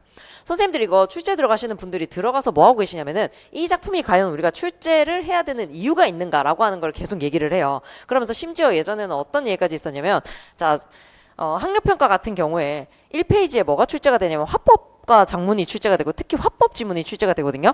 그 화법 지문에서 어떤 주제를 다루느냐를 가지고 하루 종일 회의한 적이 있었어요. 여기에다가 생태주의 얘기를 실을 것이냐, 그러니까 봉사활동을 하는데 환경을 보전하는 봉사활동을 하는 내용으로 실을 것이냐, 아니면은 이제 뭐 박물관 안내 뭐 이런 봉사활동을 실을 것이냐, 아니면 또 다른 내용으로 실을 것이냐, 이걸로 이제 회의를 하는 거예요. 왜 회의를 하냐면 이 1페이지가 우리 학력평가의 얼굴이다 이거예요. 그러니까 여기에 무슨 내용을 실을 것이냐, 이걸로 회의를 해요. 그렇다는 것은 문학작품을 실을 때에도 이 작품이 과연 우리가 나중에 출제진 이름이 까였을 때 이게 과연 출제에 의의가 있었다라는 평가를 받을 수 있을 것인가 가 굉장히 중요한 거죠. 그러니까 이제 공부를 하실 때 그런 걸 중심으로 공부를 하셔야 된다라는 거예요. 그래서 제 요거 교재 보면은 김난천의 물이 실려 있어요. 근데 그게 카프 작가거든요. 카프 작가여서 사실은 그동안 잘 보지 않았었습니다. 그런데 김남천의 물을 왜 실어놨냐면은 얘가 지금 이기영의 고향이 다시 부활을 했어요. 그러니까 11종에는 카프 작가가 다 빠졌었습니다. 근데 10종에서 지금 카프가 일부 들어갔거든요. 카프 작가 작품이 들어가 버렸어요. 그렇다는 것은 카프가 우리 문학사적으로 다시 재조명이 받을 수 있는 상황인 거 아닌가라는 생각이 들어서 지금 김남천을 실어놓은 상황이거든요. 이런 식으로 이제 선생님들이 접근을 하셔야 되는 거예요. 문학작품 공부를 할 때 이 작품을 왜 공부를 해야 될 것인가에 대해서 선생님들이 이유를 생각해 보시면 여기를 출제한다라고 보시면 될 것 같다. 자, 그럼 서동요 보겠습니다. 13페이지. 선화공주님은 우리는 사실 그 옆에 한자를 더 열심히 보죠. 선화공주 주은 해가지고 이게 훈독인지 음독인지 뭐 이렇게 해가지고 이게 문법인지 아니면 뜻인지 뭐 이런 걸 하고 있죠. 선화공주님은 남그스지 얼어두고 맞동바을 밤에 뭘 안고 가다라고 되어 있습니다. 이 양주동 해독이 되어 있는데 향가는 또 시험 범위가 한 2배 정도 된다 이런 느낌인 게 김한진 해독과 양주동 해독을 다 봐야 되는 경우들이 있습니다. 그래서 선생님들께서도 양쪽을 다 보시면은 더 좋을 것 같기는 해요. 자, 이 노래의 배경서라 보겠습니다. 백제무왕의 이름은 장이다. 그의 어머니는 과부였는데 모세 용과 관계하여 장을 낳았다. 신이한 탄생. 이게 되겠죠. 굉장히 신이한 탄생입니다. 그 아이는 재주가 뛰어나고 도량이 컸다. 늘 말을 캐어 팔아 서동이라 불렸다. 서동은 신라 진평왕의 셋째 공주 선화가 아름답다는 말을 듣고 서랍을로 갔다. 그는 아이들에게 말을 먹여 친해진 다음 동요를 지어 아이들이 부르게 했는데 그 노래가 바로 서동요이다. 그 노래를 들은 왕은 공주를 귀양 보내었다. 왕후는 공주에게 순금 한 마리를 주었다. 공주가 귀양 가는 중에 서동이 나타나 모시고 가겠다고 하자 공주가 허락하였다. 이로 말미암아 둘이 혼이 나게 되었다. 그 후에야 공주는 서동의 이름을 알고 동료의 영험을 알았다. 후에 이들이 백제로 와서 왕후가 준 순금으로 생계를 도모하려 하니 서동이 그것이 자신이 말을 캐던 곳에 많았다고 말한다. 저 이 산이 정말 궁금해요. 거기 가면은 금이 이렇게 쌓여있다고 하는데 이 산만 찾으면은 지금 금값도 오르고 있다는데 너무 좋지 않습니까? 그 막 쌓여있다면서 서동이 막 비웃죠. 그러면서 이제 서동은 용화산 사자사의 지명법사에게 실력을 빌려서 하룻밤 사이에 금을 신라 궁중으로 보냈다. 이로 말미암아 서동은 인심을 얻어 왕위에 올랐다. 그러니까 왕이 보니까 이 금이 정말 귀한데 서동이 자기 사위라고 하는데 이 사람이 갑자기 금을 산만큼 쌓아가지고 궁중으로 보낸 거예요. 그럼 완전 따봉이죠. 그래가지고 이제 허락을 했다. 이렇게 됩니다. 여기서는 이제 출제될 만한 게 뭐가 있느냐. 문학에서 만약에 출제를 한다면 첫 번째, 이게 실제로는 서동이 창작한 것이지만 1인칭 표현을 사용하지 않고 3인칭 표현을 사용하고 있습니다. 그 이유가 누가 전달하고 있기 때문에, 아이들이 입에서 입으로 전달하고 있기 때문에 3인칭 표현을 사용을 하고 있는 거예요. 그래서 이야기 전달자로서의 아이들의 입장에서 서술이 되고 있다. 근데 이게 아이들의 입장에서 서술이 되는데 이게 선화공주는 사실 가만히 있다 뺨 맞은 격이죠. 나는 연애도 한번 못 해봤는데 갑자기 남편이 있다 그러니까 그러고 쫓겨났잖아요. 그래서 이게 주객전도의 표현. 이거는 선생님들 다른 시도 공부를 하실 때 만약에 문학자습서에서 주객전도라고 하는 표현이 나오죠. 그럼 그 부분은 반드시 알아두셔야 됩니다. 그래서 주객전도의 표현 상당히 중요하고 출제확률이 있기 때문에 알아두셔야 되겠습니다. 그 다음에 요 시와 관련해서 항상 나오는 단어가 뭐냐면 참요예요. 참요. 참요의 특징을 갖는다인데 참요가 뭐냐면은 시대적, 정치적, 징후 따위를 예언, 암시하는 노래입니다. 시대적이고 정치적으로 앞으로 일어날 일을 예언 또는 암시하는 노래이기 때문에 요 노래 같은 경우에는 서동이 왕의 부마가 될 것이다 라고 하는 것을 예언했다라고 이제 보는 거죠. 사실은 이제 지어낸 것이긴 하지만, 그래서 지어냈기 때문에 지어낸데 이게 실현이 되었죠. 결국에는 주술성, 이 몫이 뛰어나다라고 보는 겁니다. 그 다음 마지막 문장과 관련해서 실현되지 않은 일을 현재형 어미로 표현하였다라고 하는 것도 체크를 해두실 필요는 있을 것 같아요. 만약에 기입형으로 낸다면 실현되지 않은 일 부분을 괄호로 띄워놓겠죠. 이런 식으로 해놓을 겁니다. 자, 안민가 볼게요. 안민가. 구는 어비여, 시는 다사살 어미여, 어지여, 미는 얼흔 아히고 하샬띠, 미니 다살 알고다. 구물 따히 살쏨 물생, 이흘 먹이 다사라, 이 따흘 버리고 어디 갈디어 할디, 나라악 디니디 알고다. 아으 군다이 신다이 민다이 하나일단, 나라악 태평 한이 있다 라고 되어 있습니다. 자, 얘 지금 네 줄 묶으시고 네 줄 묶으시고 두 줄 묶으셔야 돼요. 사사이. 구는 어버이와 같고 아비와 같고, 신하는 따사로운 어머니와 같고 다정한 어머니와 같고, 백성은 어린 아이라고 할 때죠. 여기가 출제 포인트인데 비유법을 굉장히 잘 사용을 해서 추상적인 어떤 군신 민의 관계를 구체적으로 표현을 했다라는 거예요. 일상적인 어떤 소재로 표현을 했다. 그러니까 어머니와 아버지가 이 아이를 따사롭게 돌봐야 된다라는 거죠. 이래야 민이 다정함을 알리이다. 사랑을 알 것이다. 꾸물거리며 사는 물생들, 이를 먹이고 재우고 사랑해 줄 때, 이 땅을 버리고 어디 갈디어. 자, 이 땅을 버리고 어디 갈디어 있죠. 그 양옆으로 쌍따옴표 필요합니다. 이 누가 하는 말이에요? 민이 하는 얘기입니다. 이 땅을 버리고 어디 갈까라고 이제 하는 거죠. 안 가겠다라는 겁니다. 그래야 나라가 잘 되어가는 줄을 알 것입니다. 나라가 평안한 줄을 알 것입니다. 아, 군다이 신다이 민다이. 군은 군답게 민은 민답, 신은 신답게 민은 민답게입니다. 할 때 나라가 태평할 것입니다 라고 해서 이제 각자 자기의 본분, 분수를 달아 할 때 나라가 태평할 것이다 이렇게 얘기한 거죠. 그래서 이게 사실은 나라를 다스리는 계책, 나라를 다스리는 방법에 대한 권고를 드러내고 있는 거죠. 그렇기 때문에 유교적 성격이 강하다라는 겁니다. 근데 창작자는 누구냐면 승려예요. 승려. 그러니까 창작자는 승려이지만 유교적인 색채가 강하고 유일하게 유교적인 색채를 보이는 작품이다. 배경서라 보시면 경덕왕 24년 3월 3일 왕이 귀정문 누각에 올라 좌우에 있는 사람에게 이르기를 누가 길에 나서서 훌륭하게 차린 중 하나를 데려올 수 있겠느냐 하였다. 마침 한 중이 점잖고 깨끗하게 차리고 천천히 지나가니 좌우에 있던 사람이 이를 데려왔다. 왕이 말하기를 내가 훌륭하게 차렸다고 말한 것은 이런 것이 아니다 라며 돌려보냈다. 또 한 중이 옷을 기워 입고 앵초풀로 만든 물건을 담는 통을 들고 남쪽에서 오고 있었다. 굉장히 이제 초라한 차림새로 오고 있었던 거죠. 왕이 기뻐하며 물루로 맞아들였다. 왕이 말하기를 내 일찍이 듣건대 대사의 기파랑을 찬양한 사내가 이게 참 기파랑갑니다.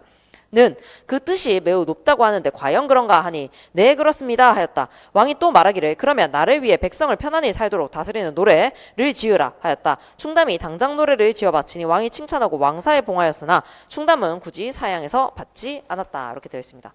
자 14페이지 창기파랑가랑 모죽지랑가 두 개를 묶어봐야 된다라고 했으니까 두 개를 묶어놨는데 창기파랑가는 특히 다른 작품에 비해서 이 양주동 해석과 김한진 해석의 차이를 설명을 꼭 하고 있습니다. 문학자료에서. 그래서 두 개의 해석을 반드시 비교를 하실 수 있어야 되겠다. 출제를 할 때 이렇게 출제를 할 수 있겠다. 그럼 이거를 왜 물어보느냐? 선생님들이 향가를 가르칠 수 있을 만한 역량이 되는가라고 하는 것을 이제 보고자 한다라고 보시면 되겠죠. 중세어를 할 수 있는가라고 하는 걸 이제 보고 있다라고 보시면 되겠습니다. 자, 열침에 나토야 한다리 찬기파랑가부터 볼게요. 이거 기파랑이라고 하는 화랑을 찬양한 노래입니다. 그래서 예찬적 태도가 드러난다라고 보셔야 됩니다. 여러 저침에 나타난 달이 흰 구름을 쫓아서 떠가는 것 아니겠느냐. 떠가는 거 아니야. 새파란 냇가에 기랑의 모습이 있구나. 이로부터 냇가 조약돌에 낭이 지니시었던 마음의 끝을 쫓고 싶구나. 잣까지 높아서 설이 못 오를 화랑이여 라고 예찬하고 있습니다. 자, 그 아래는 이제 어떻게 봐야 되냐면 흐느끼고 바라봄에 이게 이제 한자로 되어 있다 보니까 이게 훈독인지 음독인지를 어떻게 하느냐에 따라서 해석이 약간 달라졌던 것 같아요. 근데 이제 김한진은 양주독은 이거를 여러 저침에라고 이제 해석을 했는데 김한진은 흐느끼며 바라봄에로 해석을 했다라는 거죠. 흐느끼며 바라봄에 이슬 밝힌 달이 흰 구름 따라간 언저리에 모래 가른 물가에 기랑의 모습과 같은 수풀이여. 이론의 자갈벌에서 낭이 지니시던 마음의 끝을 쫓고 있노라. 잣나무 가지 높아 눈이 못 덮을 고가리여 이렇게 되어 있습니다. 비슷한 느낌이긴 한데 약간 차이가 있다. 왜냐면은 일단은 양주동 해석은 어떻게 시작이 돼요? 이게 항상 비교를 뭐로 하냐면은 분위기와 시적 화자의 정서, 태도 이걸로 비교를 합니다. 분위기와 시적 화자의 정서, 태도 그 다음에 이게 화자가 몇 명이냐 구조를 가지고 비교를 하거든요. 요것만 비교하실 수 있으면 돼요. 자, 근데 양주동 열침해죠. 여러 저침해 이렇게 되는 거거든요. 근데 지금 김한진은 뭐예요? 흐느끼며 바라보면죠. 일단 이제 막 울고 있는 상황이에요. 그래서 김한진 해독의 분위기는 어떻다라고 얘기를 하냐면 슬픔, 애상적이고 안타깝다, 안타까운 분위기다 이렇게 이야기를 합니다. 애상적이고 안타까운 분위기다. 근데 양주동은 여러 저침해 이렇게 되어 있고 고가리여 이렇게 막 화반이여 이렇게 막 찬양을 하고 있죠. 그래서 예찬적이고 호방한 기상을 보여준다. 진취적이다. 이런 얘기를 많이 해요.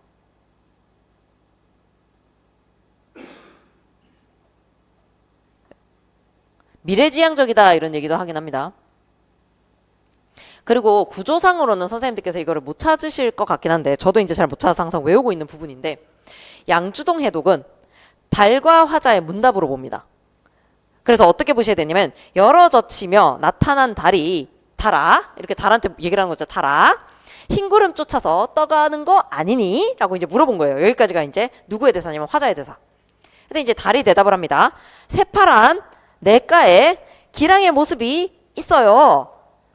이로부터 냇가 조약돌에 낭이 지니신 마음의 끝을 제가 쫓습니다. 이렇게 얘기를 하는 거예요. 그러니까 달한테 얘기를 했더니 저기 멀리에 기파랑의 아름다운 모습을 닮은 냇가의 조약돌이 있어서 내가 그걸 따라가고 있어요. 이렇게 얘기를 하고 있는 거예요. 그랬더니 이제 마지막 두 줄은 누구 얘기겠어요?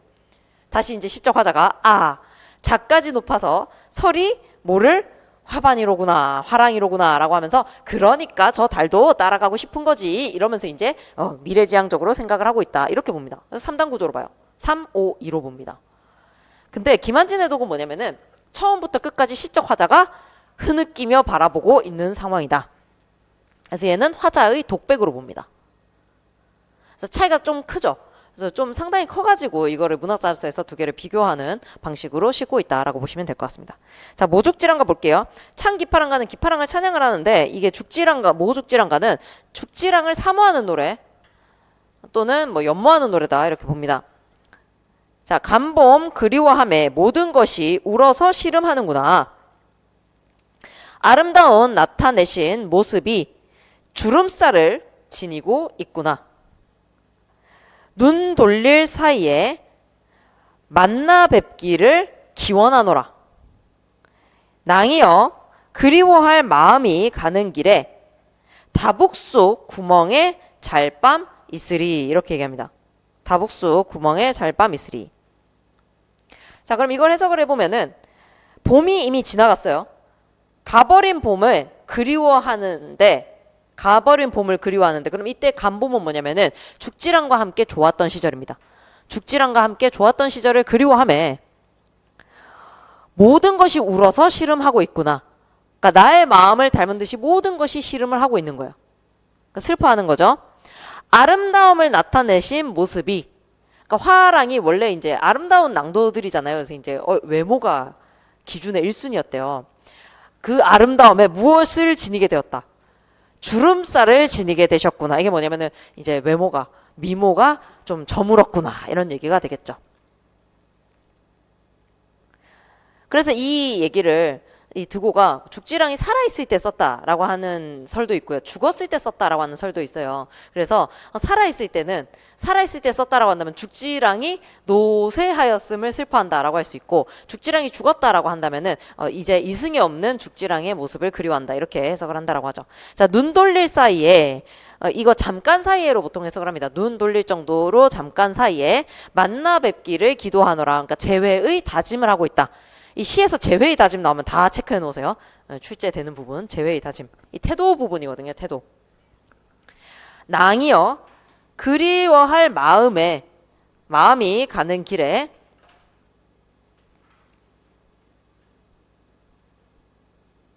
그 낭을 그리워해서 내 마음이 가는 길에 다북쑥이 피어있는 구멍에서 잘밤이 있으리. 아직도 나의 고난과 역경은 끝이 났다 안 났다? 안 났다라는 겁니다. 낭을 만날 때까지 나는 앞으로도 힘들겠구나 이런 것을 예감하는 거죠. 그래서 지금 간봄, 지난 과거를 회상을 하고 지금 현재를 얘기하고 앞으로 미래에 만날 것이다 이런 얘기를 하고 있기 때문에 과거, 현재, 미래의 시간 순서에 따른 시상 전개다 이렇게 보죠. 근데 이 시상 전개를 참 찾아내기가 쉽지는 않은 것 같아요. 시험에 나오면 억지로 찾아내면 어떻게 맞추기는 하는데 참 찾기 쉽지 않죠. 그래서 공부할 때 잡아놓으시는 게 따봉. 자, 지금 처용가랑 보현시험가랑 빠진 거 상당히 많습니다. 그건 이제 선생님들께서 공부를 해주시면 될 것 같아요. 자, 설화 보겠습니다. 15페이지. 설화의 개념. 민족 사이에서 구전되어 온 이야기로서 구전에 적합하도록 단순하고 간편한 형식으로 꾸며낸 이야기다.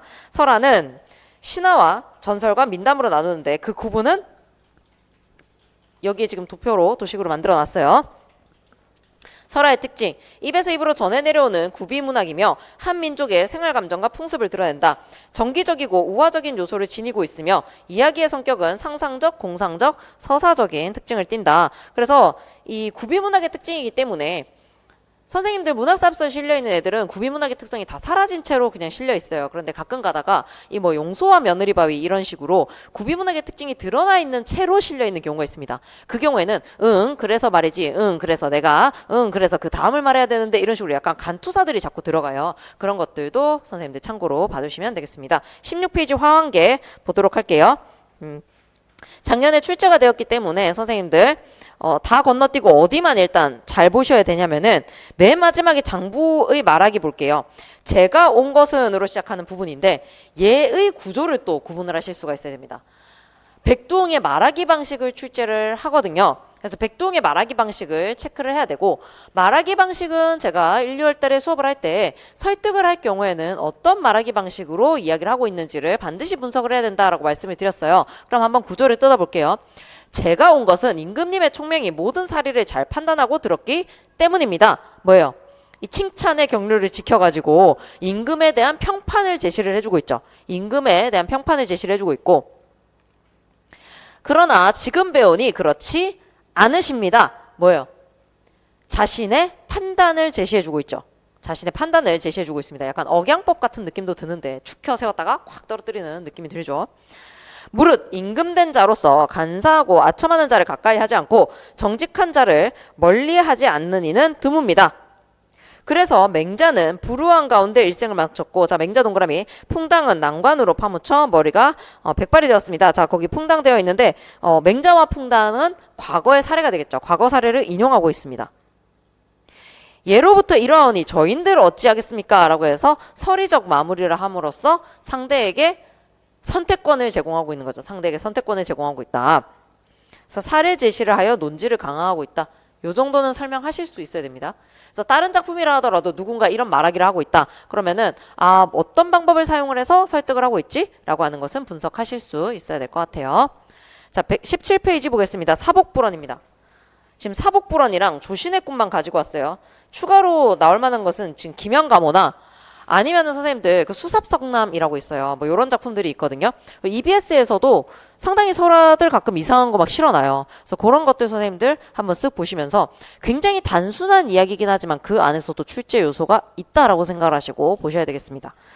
자, 사복불언은 그러면은 어디가 출제가 될 것 같으냐? 서울 만선북리에 있는 과부가 남편도 없이 태기가 있어 아이를 낳았는데 또 신이 한 탄생이죠. 나이 12세가 되어도 말도 못하고 일어나지도 못하므로 사동 혹은 사복이라고도 하고 또 사파사복이라고도 하지만 모두 사동으로 말한다. 사동이라고 불렀다. 어느 날 그의 어머니가 죽었다. 그때 원효가 고선사에 있었다. 자, 원효라고 하는 실제 인물이 등장을 한다라고 하는 걸 알 수가 있죠. 원효는 그를 보고 맞아 예를 했으나 사복은 답례도 하지 않고 말했다. 자, 원효가 굉장히 유명한 고승이죠. 그런데 그 사람에게 답도 하지 않는 것으로 보아서 이 사복이라고 하는 인물이, 사동이라고 하는 인물이 상당히 특이한 인물이다. 독특한 인물이다 라고 하는 것을 알 수가 있습니다. 그대와 내가 옛날에 경을 싣고 다니던 암소가 이제 죽었으니 나와 함께 장사 지내는 것이 어떻겠느냐. 그러니까 사복의 어머니는 전생이 무엇이다? 소였어요, 소. 근데 원효와 이 사복의 책을 싣고 다니던 소였던 거예요. 그러니까 나름 공이 있어서 사람으로 태어났나 본데 이제 그 아이가 죽었으니 우리 장사를 지내러 가자. 원효는 좋다 하고 함께 사복의 집으로 갔다. 그러니까 윤회사상이 드러나 있는 거죠. 불교의 윤회사상. 여기에서 사복은 원효에게 포살시켜 개를 주게 하니 원효는 그 시체 앞에서 빌었다라고 되어 있는데요.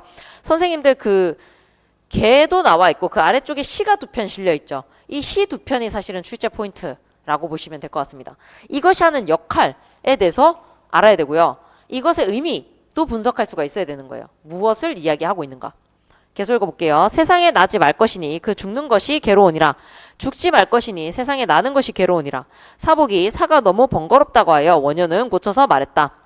죽는 것도 사는 것도 모두 괴로우니라. 지금 위에 보시면은 세상에 나지 말 것이니 그 죽는 것이 괴로우니라. 죽지 말 것이니 세상에 나는 것이 괴로우니라 라고 이제 삶과 죽음을 나누어서 생각하고 있는 거죠. 근데 아래쪽에는 죽는 것도 사는 것도 모두 괴로우니라 라고 되어서 어느 쪽에 집착하지 말아라 라는 이야기를 하고 있습니다. 이에 두 사람은 상녀를 메고 활리산 동쪽 기슭으로 왔다. 원효가 말했다. 지혜 있는 범을 지혜의 숲속에 장사 지내는 것이 또한 마땅하지 않겠는가. 사복은 이에 개를 지어 말하였다. 옛날 석가모니 부처께서는 사라수 사이에서 열반하셨네. 지금 또한 그 같은 이가 있어 연화장 세계로 들어가려 하네 라고 되어 있습니다. 자, 그러면은 옛날 석가모니 부처가 누구랑 병치되고 있냐면은 동일시되고 있냐면 지금 또한 그 같은 이랑 동일시되는 거죠. 근데 지금 또한 그 같은 이가 누구냐면은 사복의 어머니입니다. 그러면은 석가모니 부처라고 하는 존재는 종교의 어떤 성인이잖아요. 그러한 성인이 어머니와 동일시된다라고 하는 것은 종교적인 어떤 경지가 멀다 멀지 않다. 종교적인 경지가 멀지 않고 현실과 동떨어지지 않았다라는 걸 얘기를 해준다라고 보시면 되는 거예요. 말을 마치고 띠풀에 줄기를 뽑으니 그 밑에 명량하고 청호한 세계가 있는데 칠보로 장식한 난간에 누각이 장엄하여 인간의 세계는 아닌 것 같다. 사복이 시체를 업고 속에 들어가니 갑자기 그 땅이 합쳐버린다. 이것을 보고 원효는 그대로 돌아왔다라고 되어 있는데요. 쌤들 옆에 앉아있던 풀에 줄기를 띡 뽑았더니 갑자기 거기에 구멍이 생기면서 연화장색의 그 저승세계가 막 보였다라는 거예요. 이거는 무슨 얘기냐면은 그 이승과 저승의 경계가 굉장히 멀지 않다. 멀지 않고 이승의 바로 옆에 저승이 있을 수 있다라고 하는 그런 연화장세계가 있을 수 있다라고 하는 그런 사고를 보여준다라는 걸 알 수가 있죠. 후세 사람들이 그를 위해서 금강산 동남쪽에 절을 세우고 절 이름을 도량사라 하여 해마다 3월 13일이면 점찰회를 여는 것을 상례로 삼았다. 사복이 세상에 영검을 나타낸 것은 오직 이것뿐이다. 그런데 민간에서는 황당한 얘기가 덧붙였으니 가소로운 일이다 라고 되어 있죠. 자, 사복이부터 가소로운 일이다를 묶으시면은 이게 삼국유사에 실려있는 이야기랍니다. 그런데 그러면 요거는 누구의 말이냐, 누구의 목소리냐? 삼국유사의 편찬자인 일연의 목소리인 겁니다. 그럼 편집자적 논평이라고 볼 수가 있는 거죠. 편집자적 논평.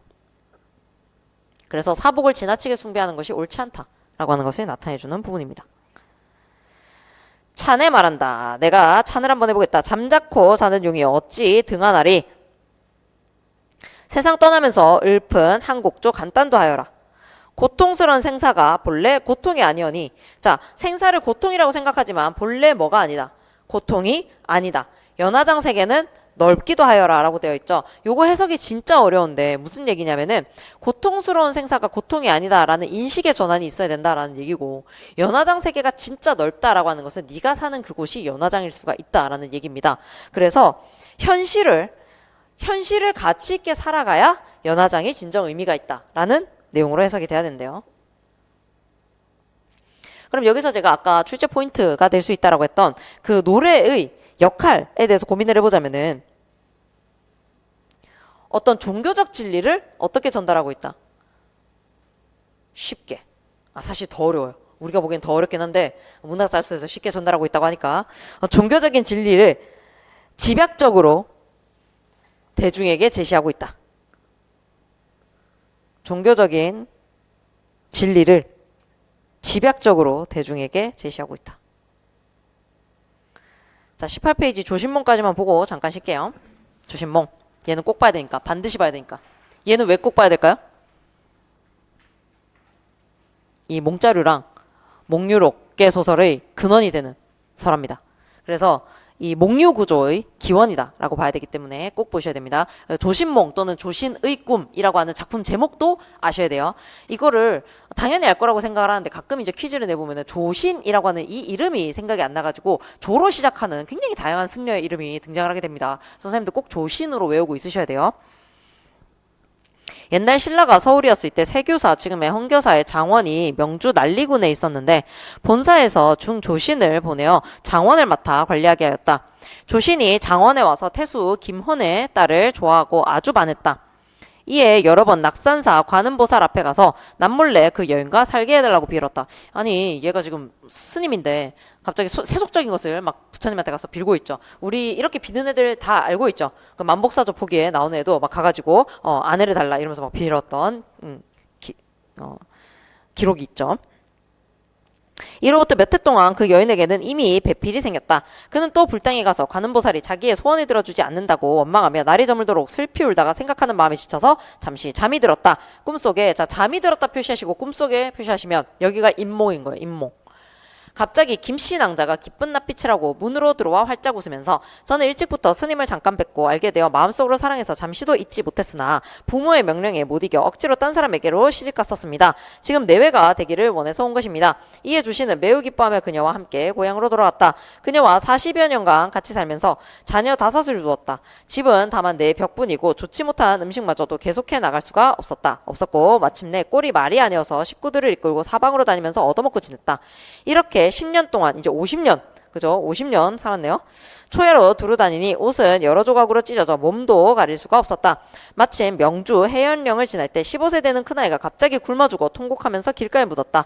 남은 4식구를 데리고 그들 내외는 우곡현, 지금의 우현에 이르러 길가에 모옥을 짓고 살았다. 초가집을 짓고 살았다. 이제 내외는 늙고 병들었다. 게다가 굶주려서 일어나지도 못하니 10세 된 계집아이가 밥을 빌어다 먹는데 다니다가 마을개에게 물렸다. 아픈 것을 부르짖으면서 앞에 와서 누웠으니 부모도 목이 메어 눈물을 몇 줄이고 흘렸다. 부인이 눈물을 씻더니 갑자기 내가 처음 그들을 만났을 때는 얼굴도 아이도 아름답고 나이도 젊었으며 입은 옷도 깨끗했었습니다. 그대와 내가 어찌해서 이런 지경에 이르렀습니까? 무쇠가 다 함께 굶어주는 것보다는 차라리 짝이 기른 난조가 거울을 향하여 짝을 부르는 것만 못할 것입니다. 그러니까 다 함께 굶어죽기보다는 어찌하자? 이혼하자. 이런 얘기를 하는 거죠. 갈라서자. 추우면 버리고 더우면 친하는 것은 인정에 차마 할 수 없는 일입니다. 하지만 행하고 그치는 것은 인력으로 되는 것이 아니고 헤어지고 만나는 것도 운수가 있는 것입니다. 원컨대 이 말을 따라 헤어지기로 합시다. 조신이 이 말을 듣고 크게 기뻐하여 각각 아이 둘씩 나누어 데리고 장차 떠나려 하니 여인이 나는 고향으로 갈 테니 그대는 남쪽으로 가십시오. 다시는 보지 말자라는 거죠. 이리하여 서로 작별하고 길을 떠나려 하는데 꿈에서 깨었다. 자, 꿈에서 깨었다 표시하시면 강몽입니다.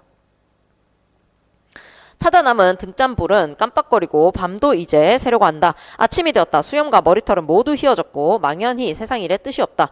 괴롭게 살아가는 것도 이미 싫어졌고 마치 한평생의 고생을 다 겪고 난 것과 같아. 재물을 탐하는 마음도 얼음 녹듯이 깨끗이 없어졌다. 이에 관음보살의 상을 대하기가 부끄러워지고 잘못을 뉘우치는 마음을 참을 길이 없었다. 그는 돌아와서 해연에 묻은 아이를 파보니 그것은 바로 돌미륵이다. 물로 씻어서 근처에 있는 절에 모시고 서울로 돌아가 장원을 맡은 책임을 내놓고 사제 자신의 재산을 내어서 정토사를 세워 부지런히 착한 일을 했다. 그 후에 어디서 세상을 바쳤는지 알 수가 없다라고 되어 있습니다. 그래서 액자식 구조죠. 그래서 내화와 외화로 이루어져 있는 액자식 구조이고 그 다음에 목류 구조의 시초다라고 봐야 됩니다. 그 다음에 아래쪽에 이제 돌미륵을 찾아내죠. 그 다음에 정토사를 세웠잖아요. 그래서 이걸 뭐라고 하냐면 사찰연기설화라고 이야기를 합니다. 사찰이 세워진 연유에 대해서 이야기해주는 설화다. 어찌 보자면은 그 증거품이 남아있으니까 전설에 가깝다라고 봐야 되겠죠.